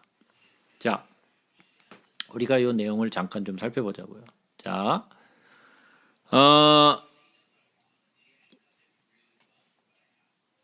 지금 갈릴리로 나가서 빌립을 만나셨어요. 그러면 갈릴리로 나가서 빌립을 만나셨는데 빌립은 안드레와 베드로와 같은 같은 동네 사람이니까 서로 잘 알겠죠? 그죠? 서로 잘 알아요. 그러면 서로 잘 아는 사람이 서로 이렇게 이야기를 해준 거예요. 야, 내가 메시아를 만났어. 그러니까 좀 와서 봐. 라고 물은 거죠. 근데 빌립이 요번에는 소개를 받고 나다나엘을 데리고 왔어요. 나다나엘을 데리고 왔어요. 그래가지고 나다나엘에게 뭐라 그러냐면 모세가 율법에 기록하였고 여러 선지자가 기록한 그 일을 우리가 만났으니 요셉의 아들 나사렛 예수니라 그랬어요. 모세가 율법에 기록하였고 여러 선지자가 기록한 그 이. 자, 모세가 뭐라고 율법에 기록했죠? 예?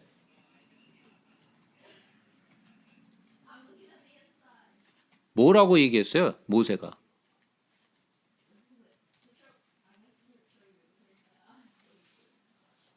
예? 모세가 예수님에 대해서 얘기했어요?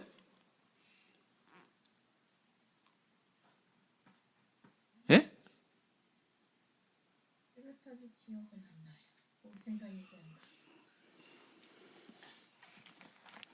뚜렷하게 기억이 안 나요?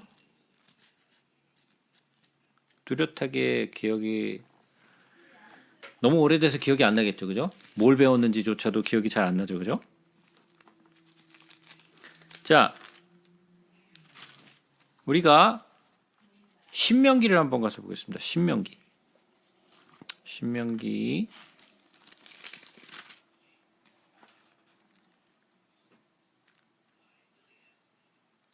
18장을 한번 가서 보겠습니다. 신명기 18장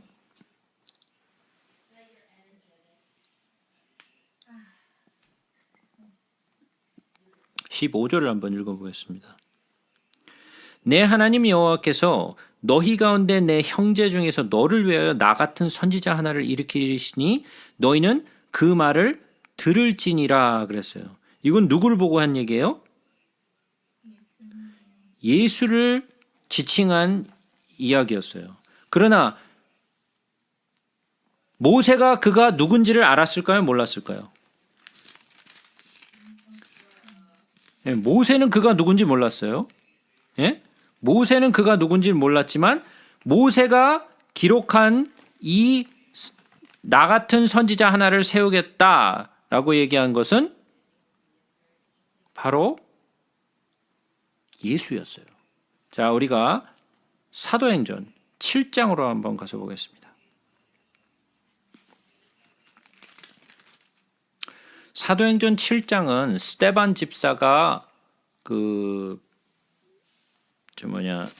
바리새인들 앞에서 대제사장 앞에서 쭉 구약을 설명한 내용이죠. 그죠? 자,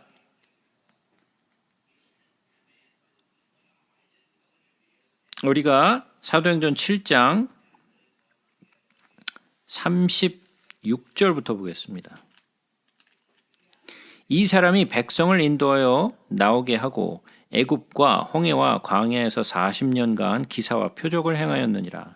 이스라엘 자손에 대하여 하나님이 너의 형제 가운데서 나와 같은 선지자를 세우리라 하던 자가 곧 이 모세라. 시내산에서 말하던 그 천사와 우리 조상들과 함께 광야 교회에 있었고 또 살아있는 말씀을 받아 우리에게 주던 자가 이 사람이라. 우리 조상들이 모세에게 복종하지 아니하고자 하여 거절하며 그 마음이 도리어 애굽으로 향하여 아론도로 이르되 우리를 인도할 신들을 우리를 위하여 만들라. 애굽 땅에서 우리를 인도하던 이 모세는 어떻게 되었는지 알지 못하노라 하고 그때 그들이 송아지를 만들어 그 우상 앞에서 제사하며 자기 손으로 만든 것을 기뻐하더니 하나님이 외면하사 그들을 그 하늘의 군대에 섬기는 일을 버려두셨으니 이는 선지자의 책에 기록된 바 이스라엘 집이여 너희가 광야에서 40년간 희생과 제물을 내게 드린 일이 있었느냐? 몰록의 장막과 신레판의 별을 받들였으며 이것은 너희가 절하고자 하여 만든 형상이로다. 내가 너희를 바벨론 밖으로 옮기리라 함과 같으니라. 그래서 쭉 설명을 하죠. 쭉 설명하면서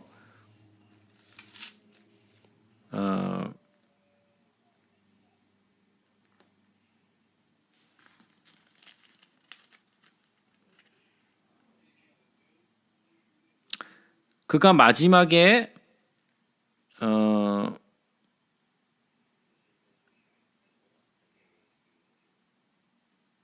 40 9절부터 보죠. 주께서 이르시되 하늘은 나의 보좌요 땅은 나의 발등상이니 너희가 나를 위하여 무슨 집을 짓겠으며 나의 안식할 처소가 어디냐. 이 모든 것이 다 내 손으로 지은 것이 아니냐 함과 같으니라. 목이 걷고 마음과 귀에 할례를 받지 못한 사람들아 너희도 너희 조상과 같이 항상 성령을 거스리는도다. 너희 조상들이 선지자들 중에 누구를 박해하지 아니하였느냐. 의인이 오시라고 예고한 자들을 그들이 죽였고 이제 너희는 그 의인을 잡아 죽인 자여 살인자가 되나니 너희는 천사가 전한 율법을 받고도 지키지 아니하였도다 하니라.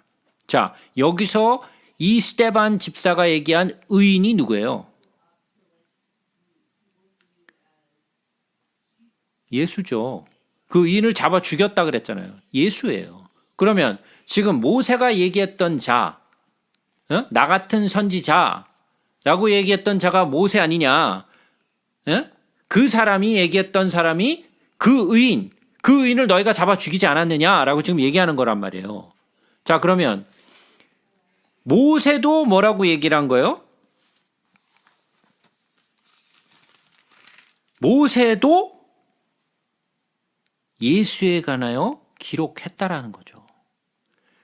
이 모세 오경을 쭉 읽어보시면 같이 좀 이해를 하시면 모세 오경이 나타내고 있는 것은 전부 다 예수예요. 처음부터 끝까지 다 예수예요. 제가 처음부터 끝까지 다 예수예요. 그러니까 뭐 다 그렇죠 라고 생각할지 모르겠지만 이것은 모세오경을 진짜로 다 공부해 보시면 왜 예수인지를 정확하게 아실 수 있어요. 물론 지금 같이 공부하신 분들도 그런가? 하고 지금 다 잊어버려서 기억이 안 나겠지만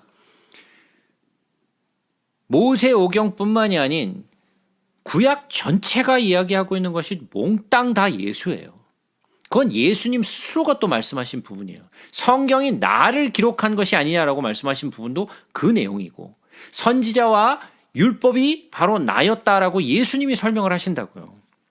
자, 그러면 다시 요한복음으로 돌아와서 모세가 율법에 기록하였고 여러 선지자가 기록한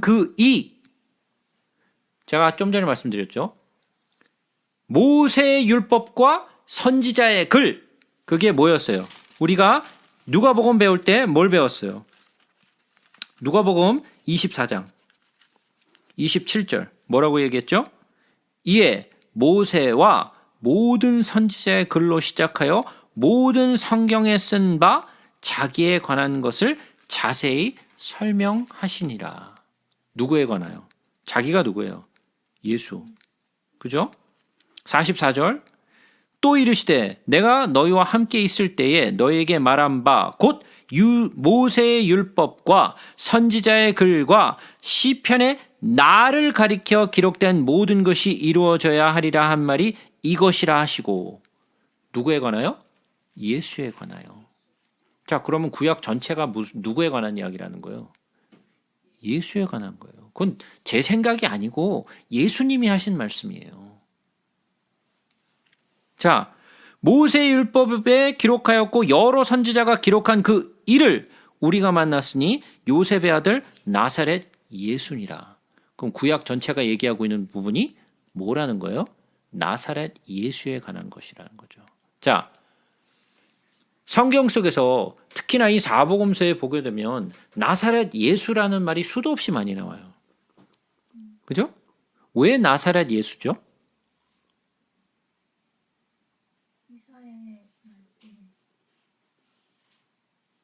이사야 말씀에 뭐 어떻다고? 영원한 숨 갖고 그거를 반복하는 나자렛이라는 뜻이에요. 자, 제가 예전에 나사렛이라는 동네가 어떤 동네인지 제가 한번 설명을 드린 적이 있었어요. 나사렛이라는 동네는 나사렛이 어디 있는지는 아시나요, 혹시?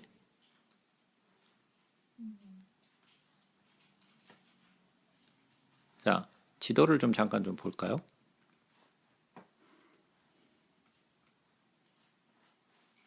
지도 보이시나요?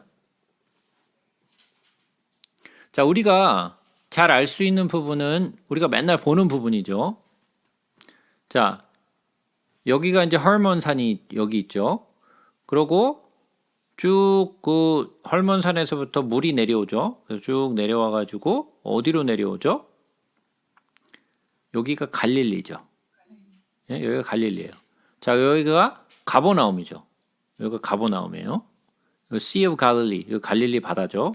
여기 디베리아고. 자, 그러면 디베리아에서 맨 갈릴리 바다 맨 아래에서 서쪽으로 가면 여기가 나사렛이에요. 예, 아시겠죠? 자, 쉽게 생각하시면 갈릴리 맨 아랫부분에서 서쪽으로 가면 나사렛이에요. 자, 서쪽 방향은 무슨 방향? 예, 하나님을 향한 방향이죠. 동쪽 방향은 죄의 방향이라고 그랬죠. 예, 나사렛은 서쪽 방향에 있어요. 그래서 여기가 나사렛인데 이 나사렛이라는 동네는 쉽게 생각하시면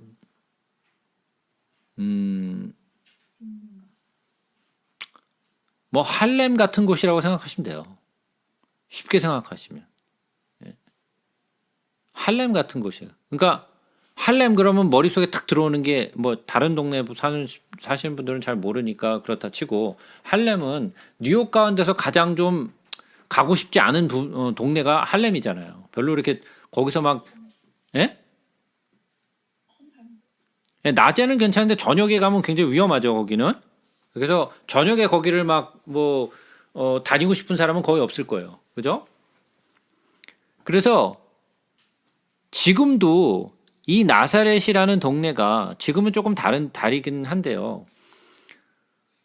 이 나사렛이라는 동네를 가려면요. 그 초소를 지나가야 돼요. 예, 지금도 초소를 지나서 가야 되는데 그 나사렛이라는 동네는 진짜 밀집도가 아주 말도 못하게 그 건물이 아주 빽빽하게 좀 차 있어요. 그리고 거의 한 70%가 아랍 사람들이에요. 지금도 아랍 사람들이고 그다음에 모슬렘들이에요. 대부분이. 기독교인도 있는데 기독교인은 거기서 뭐 한 20%도 안 돼요.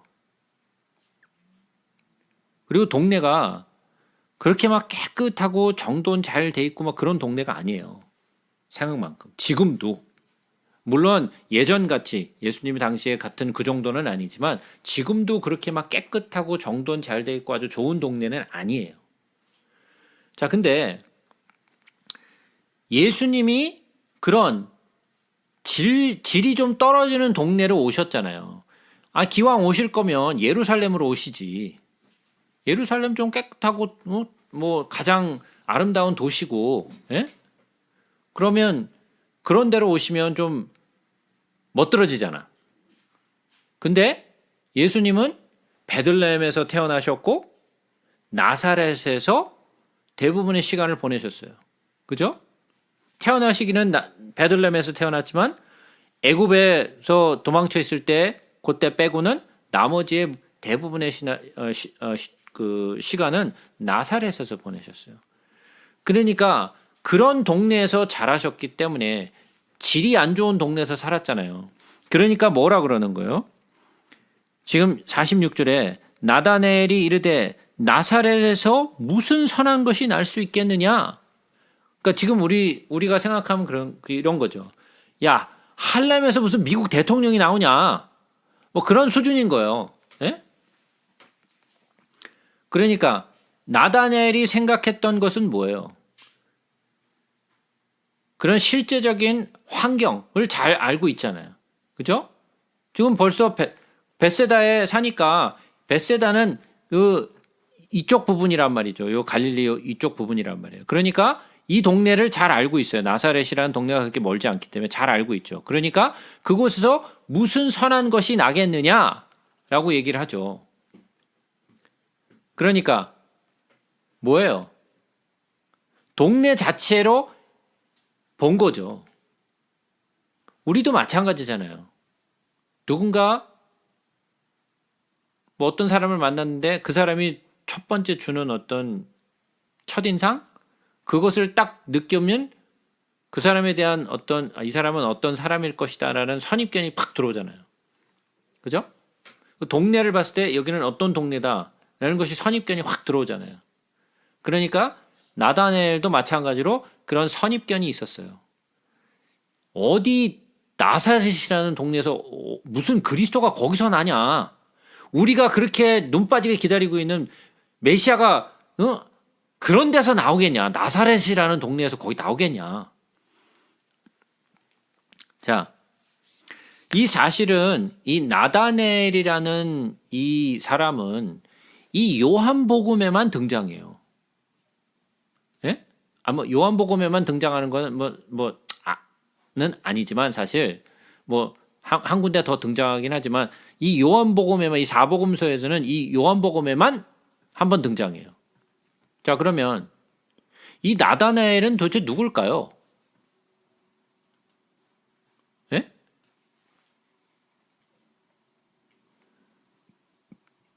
뭐라고요?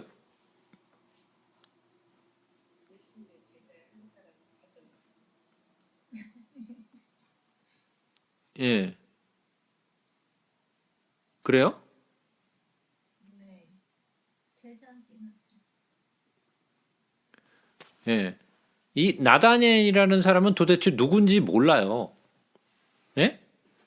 이 사람은 제자들의 이름에 안 나와요. 나다나엘이라는 사람은 제자의 이름에 안 나와요. 그죠? 맞나요? 아니, 다른 이름으로 나왔거든요. 다른 이름으로 나온다고요? 우리 마태복음으로 한번 가서 볼까요?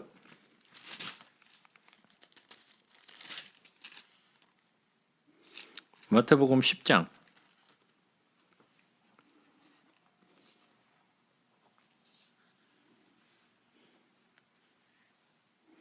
2절부터 나오죠. 12사도의 이름은 이러하니 베드로라 하는 시몬을 비롯하여 그의 형제 안드레와 세베대의 아들 야고보와 그의 형제 요한, 빌립과 바돌로메, 도마와 세리마테, 알페오의 아들 야고보와 다데오, 가나나인 시몬 및 가룟 유다, 곧 예수를 판자라. 나다나엘 나오나요? 예? 안 나오죠? 그러면 나다나엘이라는 사람은 왜 제자에 안 나올까요?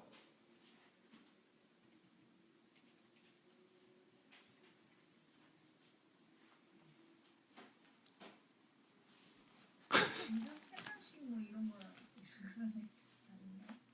뭐요?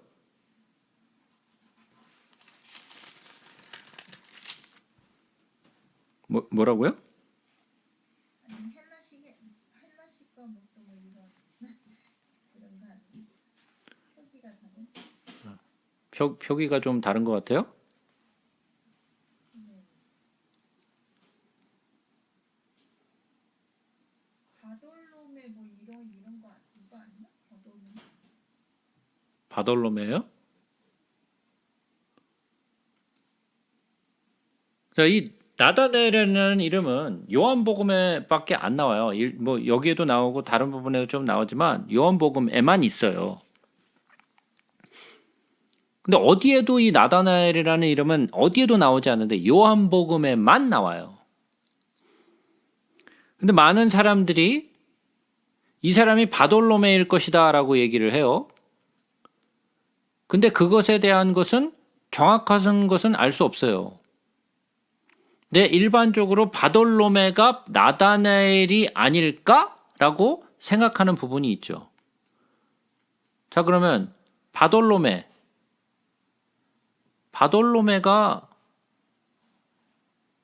무슨 뜻이죠? 돌로메의 아들. 예, 맞아요. 바돌로메는 돌로메의 아들이란 뜻이에요. 바라바. 예? 아버지의 아들.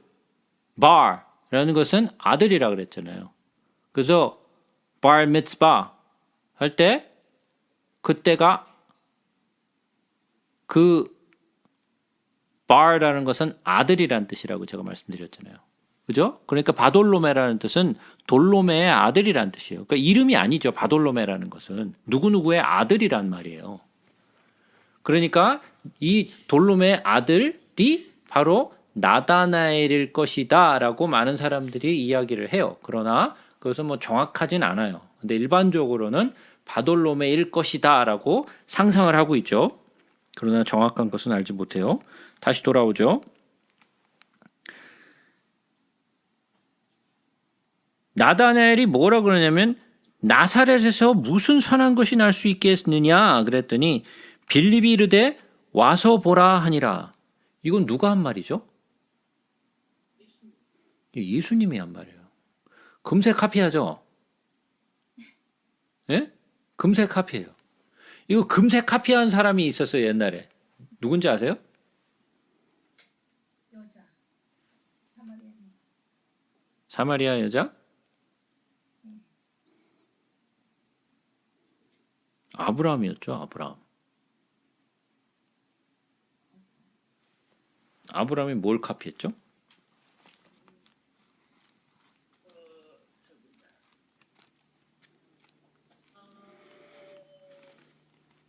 멜키세덱이 와서 얘기한다. 하나님 준비하시고 그리고 그게 학교에서 그렇죠.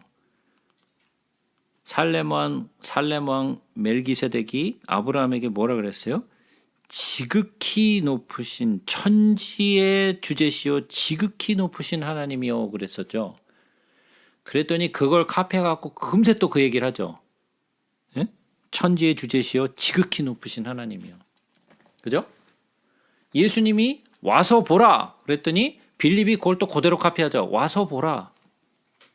그러니까 야, 네 스스로 생각하지 말고 그 나사렛이 어떤 곳인지 생각하지 말고 한번 와봐. 와서 봐. 누구에게 나오라는 거예요? 예수에게로 나오라는 거죠. 그러니까 제가 아까 계속 말씀드린 거예요. 우리는 예수께로 나아가야 돼요. 예수께로 와야 돼요. 그래야 예수를 만날 수 있어요. 자, 와서 보라 하니까 나다나엘이 예수님께 나아갔죠. 그래서 47절에 보면 예수께서 나다나엘이 자기에게 오는 것을 보시고 그랬어요. 그러니까 나다나엘이 빌립의 이야기를 듣고 예수께로 나왔죠. 그랬더니 예수님이 뭐라 그래요? 그를 가리켜 이르시되 보라 이는 참으로 이스라엘 사람이라 그 속에 간사한 것이 없도다. 그랬더니 다니엘이 물었어요. 어떻게 나를 아십니까? 라고 물었더니 예수님이 뭐라 그래요? 너를 부르기 전에 내가 무화과 나무 아래에 있을 때 보았노라 그랬어요. 자, 무화과 나무 아래에서 보았다는데 그 다음에 고백이 뭐예요? 나다나엘이 대답하되 랍비여 당신은 하나님의 아들이시요 당신은 이스라엘의 임금이로소이다. 아니 도대체 예수님이 뭘 봤길래 뭘 봤을까요? 찔리는 게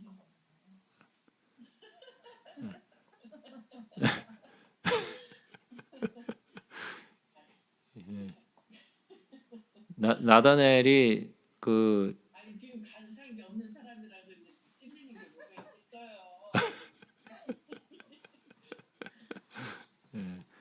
이게 내가 무슨 예. 기도하고 있었던 게 있나? 뭐 자기가 찔리는 게 있는가 보죠.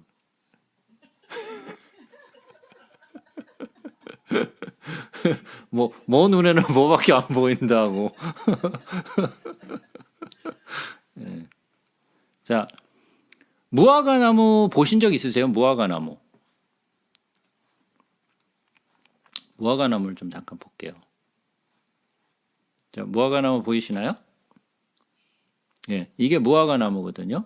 무화과 나무를 보시면 잎이 굉장히 커요. 예, 굉장히 커요, 잎이. 뭐 얼마나 큰지 이거 보이시죠? 잎이 얼마나 큰지, 그죠? 예, 뭐 돌이 요만한데 돌만해, 그죠? 예? 예, 예. 그러니까 이게 잎이 크니까 이렇게 나무가 이거보다 훨씬 더 커지거든요. 굉장히 커지는데 이거를 커지면은 이게 막 이렇게 막 그 나무 가지가 쭉 늘어나면 이 가뜩이나 이 나무 잎사귀가 크니까 그 안에 그 아래 이제 그 나무 아래에는 아무래도 응달이 많이 지겠죠. 그죠? 응달이 많이 지니까 그 이스라엘은 그 날씨가 덥잖아요. 예? 날씨가 더운데 이렇게 끈적끈적하게 더운 게 아니라 굉장히 사막 같은 그런 더위예요. 그러니까 응달에 있으면 시원해요. 예? 햇빛 아래 없으면 시원해요. 그래서 일반적으로 그 고대 시대에 성전이 회파되고 난 후에는 많은 사람들이 성전에 맨날 갈 수 없으니까 예? 이 뭐죠? 그 시나고라 그러죠. 예, 시나고가 있는 동네가 많았어요. 그때 당시에. 그런데 그 시나고가 있는 곳도 조금 큰 도시에는 시나고가 있었는데 작은 도시, 아주 작은 타운에는 시나고조차도 없었어요. 그러니까 사람들이 그런 시나고도 없고 성전에 가기도 어렵고 그럴 때는 주로 모세의 율법을 읽고 토론하고 또 자기의 그 하나님의 마음을 생각하는 그런 자리가 어디였냐면 일반적으로 무화과 나무 아래서 그런 것들을 많이 했다고 해요. 그래서 거기서 율법을 가르치고 묵상하고 했던 곳이 바로 무화과 나무 아래였어요.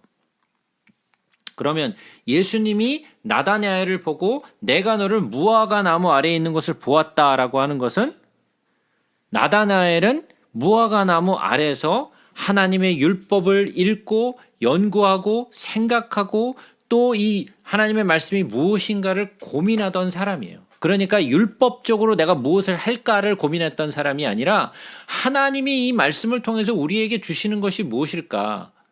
메시아가 우리에게 와서 정말 하시는 것이 무엇인가를 고민하고 있었던 것 같아요.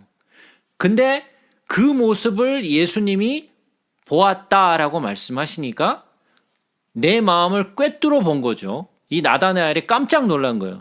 내가 그런 생각을 하고 그 무화과 나무 아래에 있던 것을 진짜로 아셨습니까? 라고 놀란 거예요. 자기의 마음을 꿰뚫어 보는 예수님을 만나고는 그가 했던 고백이 뭐예요? 당신은 하나님의 아들이시요 당신은 이스라엘의 임금이십니다. 그러니까 왕이란 뜻이죠. 예? 자, 제가 아까 말씀드렸어요. 이 요한복음에는 특히나 많이 나오는 말이 있다고요. 무슨 말이요? 예? 우리가 1절부터 봤던 게 뭐예요? 1장부터 봤던 게 뭐였어요? 예, 그는 하나님이시라. 근데 모든 이들이 고백하는 게 뭐예요? 요한이 고백하는 것, 그리고 또 세례 요한이 고백하는 것, 나다나엘이 고백하는 것 다 무슨 고백을 하고 있어요? 예, 당신은 하나님이시요, 당신은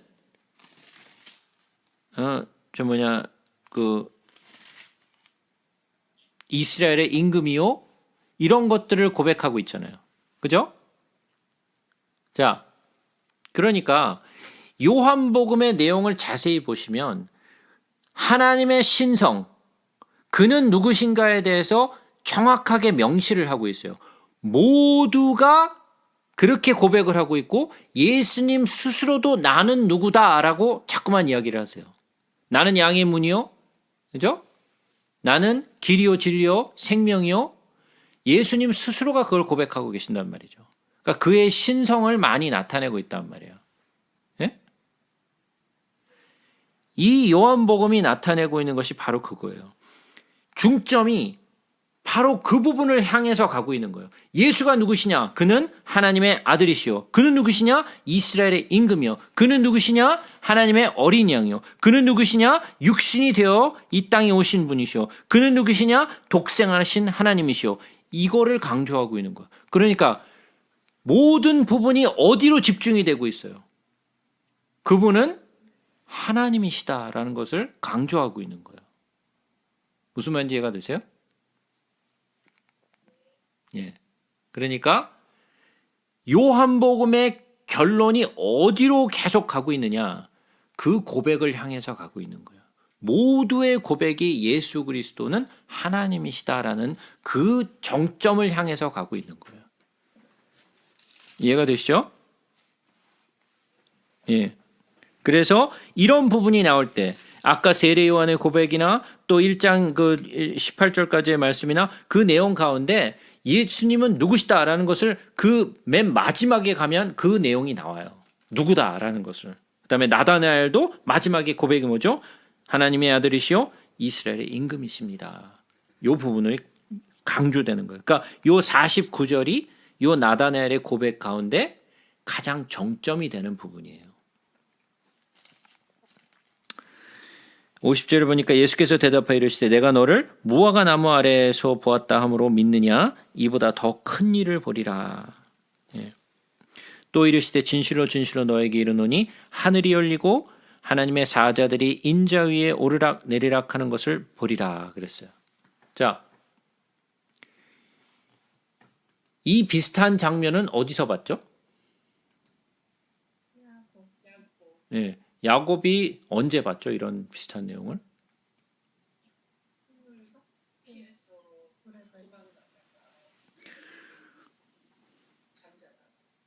예. 에서에게서 장자권을 빼앗고 나서 예? 도망가죠. 예? 형이 죽여버릴 것 같으니까 도망갔어요. 어디로 도망갔어요? 예. 자기 삼촌이 있는 라반이 있는 곳으로 도망을 갔죠. 그러면서 그 라반에게 도망가고 있는 도중에 어디에서 잠들죠? 예, 베델에서 잠들었어요. 그래서 돌베개를 베고 자죠. 그죠? 돌베개를 베고 잤어요. 돌베개를 베고 잤는데 자다 보니까 하늘이 열리면서 천사가 오르락 내리락 하는 것을 봤죠. 근데 천사가 오르락 내리락 하는 것만 봤나요? 우리가 창세기 28장으로 한번 가볼까요?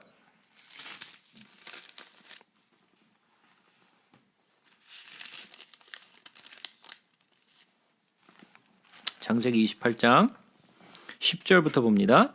야곱이 부엘세바에서 떠나 하란으로 향하여 가더니 한 곳에 이르러는 해가 진지라 거기서 유숙하고 그곳에 한 돌을 가져다가 베개로 삼고 거기에 누워 자더니 꿈에 본즉 사닥다리가 땅 위에 서 있는데 그 꼭대기가 하늘에 닿았고 또 본즉 하나님의 사자들이 그 위에서 오르락 내리락 하고 또 본즉 여호와께서 그 위에 서서 이르시되 나는 여호와니 너의 조부 아브라함의 하나님이요 이삭의 하나님이라 내가 누워 있는 땅을 내가 너와 내 자손에게 주리니 그랬어요. 자, 지금 야곱이 하란으로 가는 도중에 지금 거기서 피곤해서 유숙하려고 한 돌을 가져다 베개를 삼고 거기서 누워서 잤는데 꿈에 보니까 사닥다리가 땅에 위에 서 있다 그랬어요. 땅 위에 서 있다 그랬어요. 그랬더니 많은 사람들이 상상하는 게 뭐예요? 땅에 있는데 거기서 사닥다리가 땅에서부터 하늘까지 이렇게 쭉 높이 있는데 거기를 이제 사닥다리를 이제 막 오르락 내리락 하는 걸 봤다라고 그랬죠. 근데 이건 사닥다리가 아니에요. 예? 예. 맨날 그림을 보고 성경을 배우기 때문에 성경을 보고 성경을 아는 게 아니라 맨날 그림을 보고 성경을 배우고 만화를 보고 성경을 배우고 영화를 보고 성경을 배우다 보니까 맨날 그 만화요 성경이 그 영화요 맨날 그림만 보다가 성경을 보니까 예? 진짜 성경에 기록되어 있는 건 잘 모르고 맨날 그림에서 본 것만 자꾸만 생각을 해요. 이건 층계가 아니고 그 사닥다리가 아니고 층계예요. 층계. 예? stairway. 이건 사닥다리가 아니에요. stairway예요. 근데 이 층계를 보니까 그 꼭대기가 하늘에 닿았고 하나님의 사자가 그 위에 오르락 내리고 근데 또 본즉 여호와께서 그 위에 서 있다 그랬어요. 그러니까 천사들이 그 위에서 오르락 내리락 하고 있었던 거죠. 그러니까 그 위에 있었던 분은 누구예요? 여호와. 여호와가 거기 있었어요. 그죠? 그리고 천사가 그 위로 오르락 내리락 하고 있었어요. 그리고 그가 깨어나서 그곳을 뭐라고 했어요? 베델이라 그랬죠. 베델은 무슨 뜻이죠? Beit El, 하나님의 집이다라고 고백을 하죠. 그죠? 예. 그것이 집이었어요. 하나님의 집이라고 고백을 했어요. 자, 야곱이 뭘 베고 잤다고요? 돌베개. 그죠? 성경 속에서 돌은 뭘 상징한다고요? 예수 그리스도를 상징한다고 제가 여러 번 말씀드렸어요. 그죠? 자, 그래서 22절, 창세기 28장 22절을 보니까 뭐라 그래요? 내가 기둥으로 세운 이 돌이 하나님의 집이 될 것이요 하나님께서 내게 주신 모든 것에서 10분의 1을 내가 반드시 하나님께 드리겠나이다 하였더라. 이 말 지켰나요? 예. 예, 헛소리만 하다가 나중에 두들겨 맞고 그리로 가죠. 그죠? 자, 그가 불렀던 곳이 베델이었어요. 하나님의 집. 그죠? 하나님의 집에 거하죠. 그 나중에 하란에서 나중에 돌아오죠. 딴 데서 막 돌아다니다가 나중에 하나님이 베델로 보내시죠. 베델로 가라 그러죠. 하나님이 뭐라 그래요? 야곱을 그 하란에서 야곱을 부르셨을 때 뭐라고 부르셨어요? 하나님이?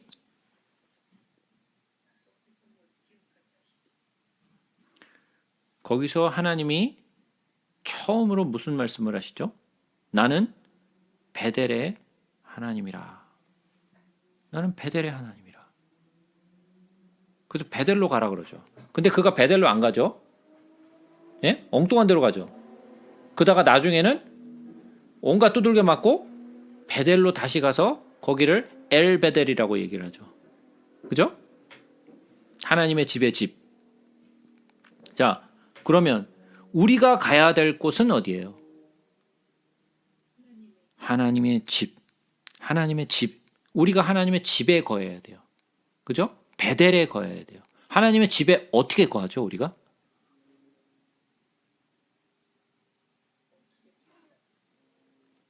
주일날 교회 가면 하나님의 집에 거하는 건가요? 예? 시간 날 때 교회에 들리면 그게 하나님의 집인가요?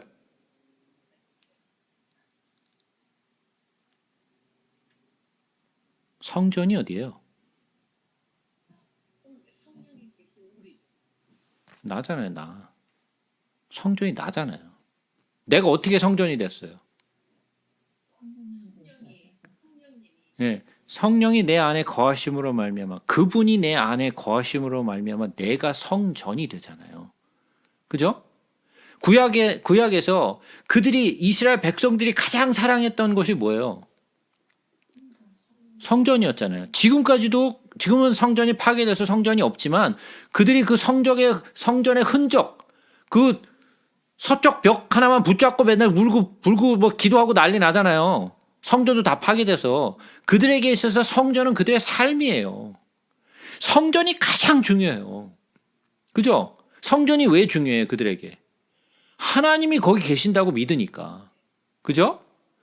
지성소가 가장 중요하단 말이에요. 언약궤가 가장 중요하단 말이에요. 이스라엘 백성들에게 있어서 성전은 그들의 모든 것이에요. 성전이 없으면 그들은 아무것도 아니에요. 그죠? 근데 하나님의 성전을 다 파괴시켜 버렸어. 그것은 더 이상 존재하지 않아요. 왜? 내가 성전이 되었기 때문에. 그러면 나는 뭐예요? 하나님이 계신 곳, 내가 베델이 된 거잖아요. 예? 내가 베델이 된 거예요. 내가 베델이 되는데 그 위에 계신 분이 누구여야 되는 거예요? 여호와. 근데 여호와? 아니죠. 예수. 그분이 맨 위에 계셔야 되는 거예요. 그래서 교회는 아니죠. 교회는 아니라 예수는 교회의 머리시잖아요. 그죠? 교회는 그의 몸이잖아요. 무슨 말인지 이해가 되세요? 큰 일. 그러면 상상으로 하늘이 열리고 천사들이 오르락내리락 하는 것을 네가 보겠다 그러니까 그러면 나다나엘은 그걸 봤나 보다. 그 얘기가 아니죠. 예? 이보다 더 큰 일을 보리라라는 것이 그 환상이 열려가지고 야곱이 보았던 그 환상을 보았다라는 이야기가 아니고, 예? 네가 성전이 된다라는 거죠. 그리고 그 머리 예수 그리스도, 그 위에 계신 분이 바로 예수가 돼. 그러니까 내가 성전이 됨으로써 내가 상상하지 못했던, 네가 사랑하고 네가 그렇게 그리던 무화과 나무 아래서 네가 그렇게 그리던 바로 그것이 이제 된다라는 거예요. 네가 그 큰 일을 보겠다라는 거죠. 언제? 예수 그리스도가 십자가에서 죽으시고 부활하시고 난 이후에. 이해가 되세요? 예. 자, 그러면 오늘로서 비로소 요한복음 1장, 와우, 1장을 끝냈습니다. 이제는 1장은 조금 제가 시간을 좀 많이 들였던 편이고 2장부터는 그렇게 뭐 1장 같이 그렇게 막 한 장 붙들고 뭐 몇 주씩 하고 그런 일은 없을 거예요. 1장만 좀 그래요. 자, 그러면 여기까지 제가 설명드린 부분에 대해서 질문 있으세요?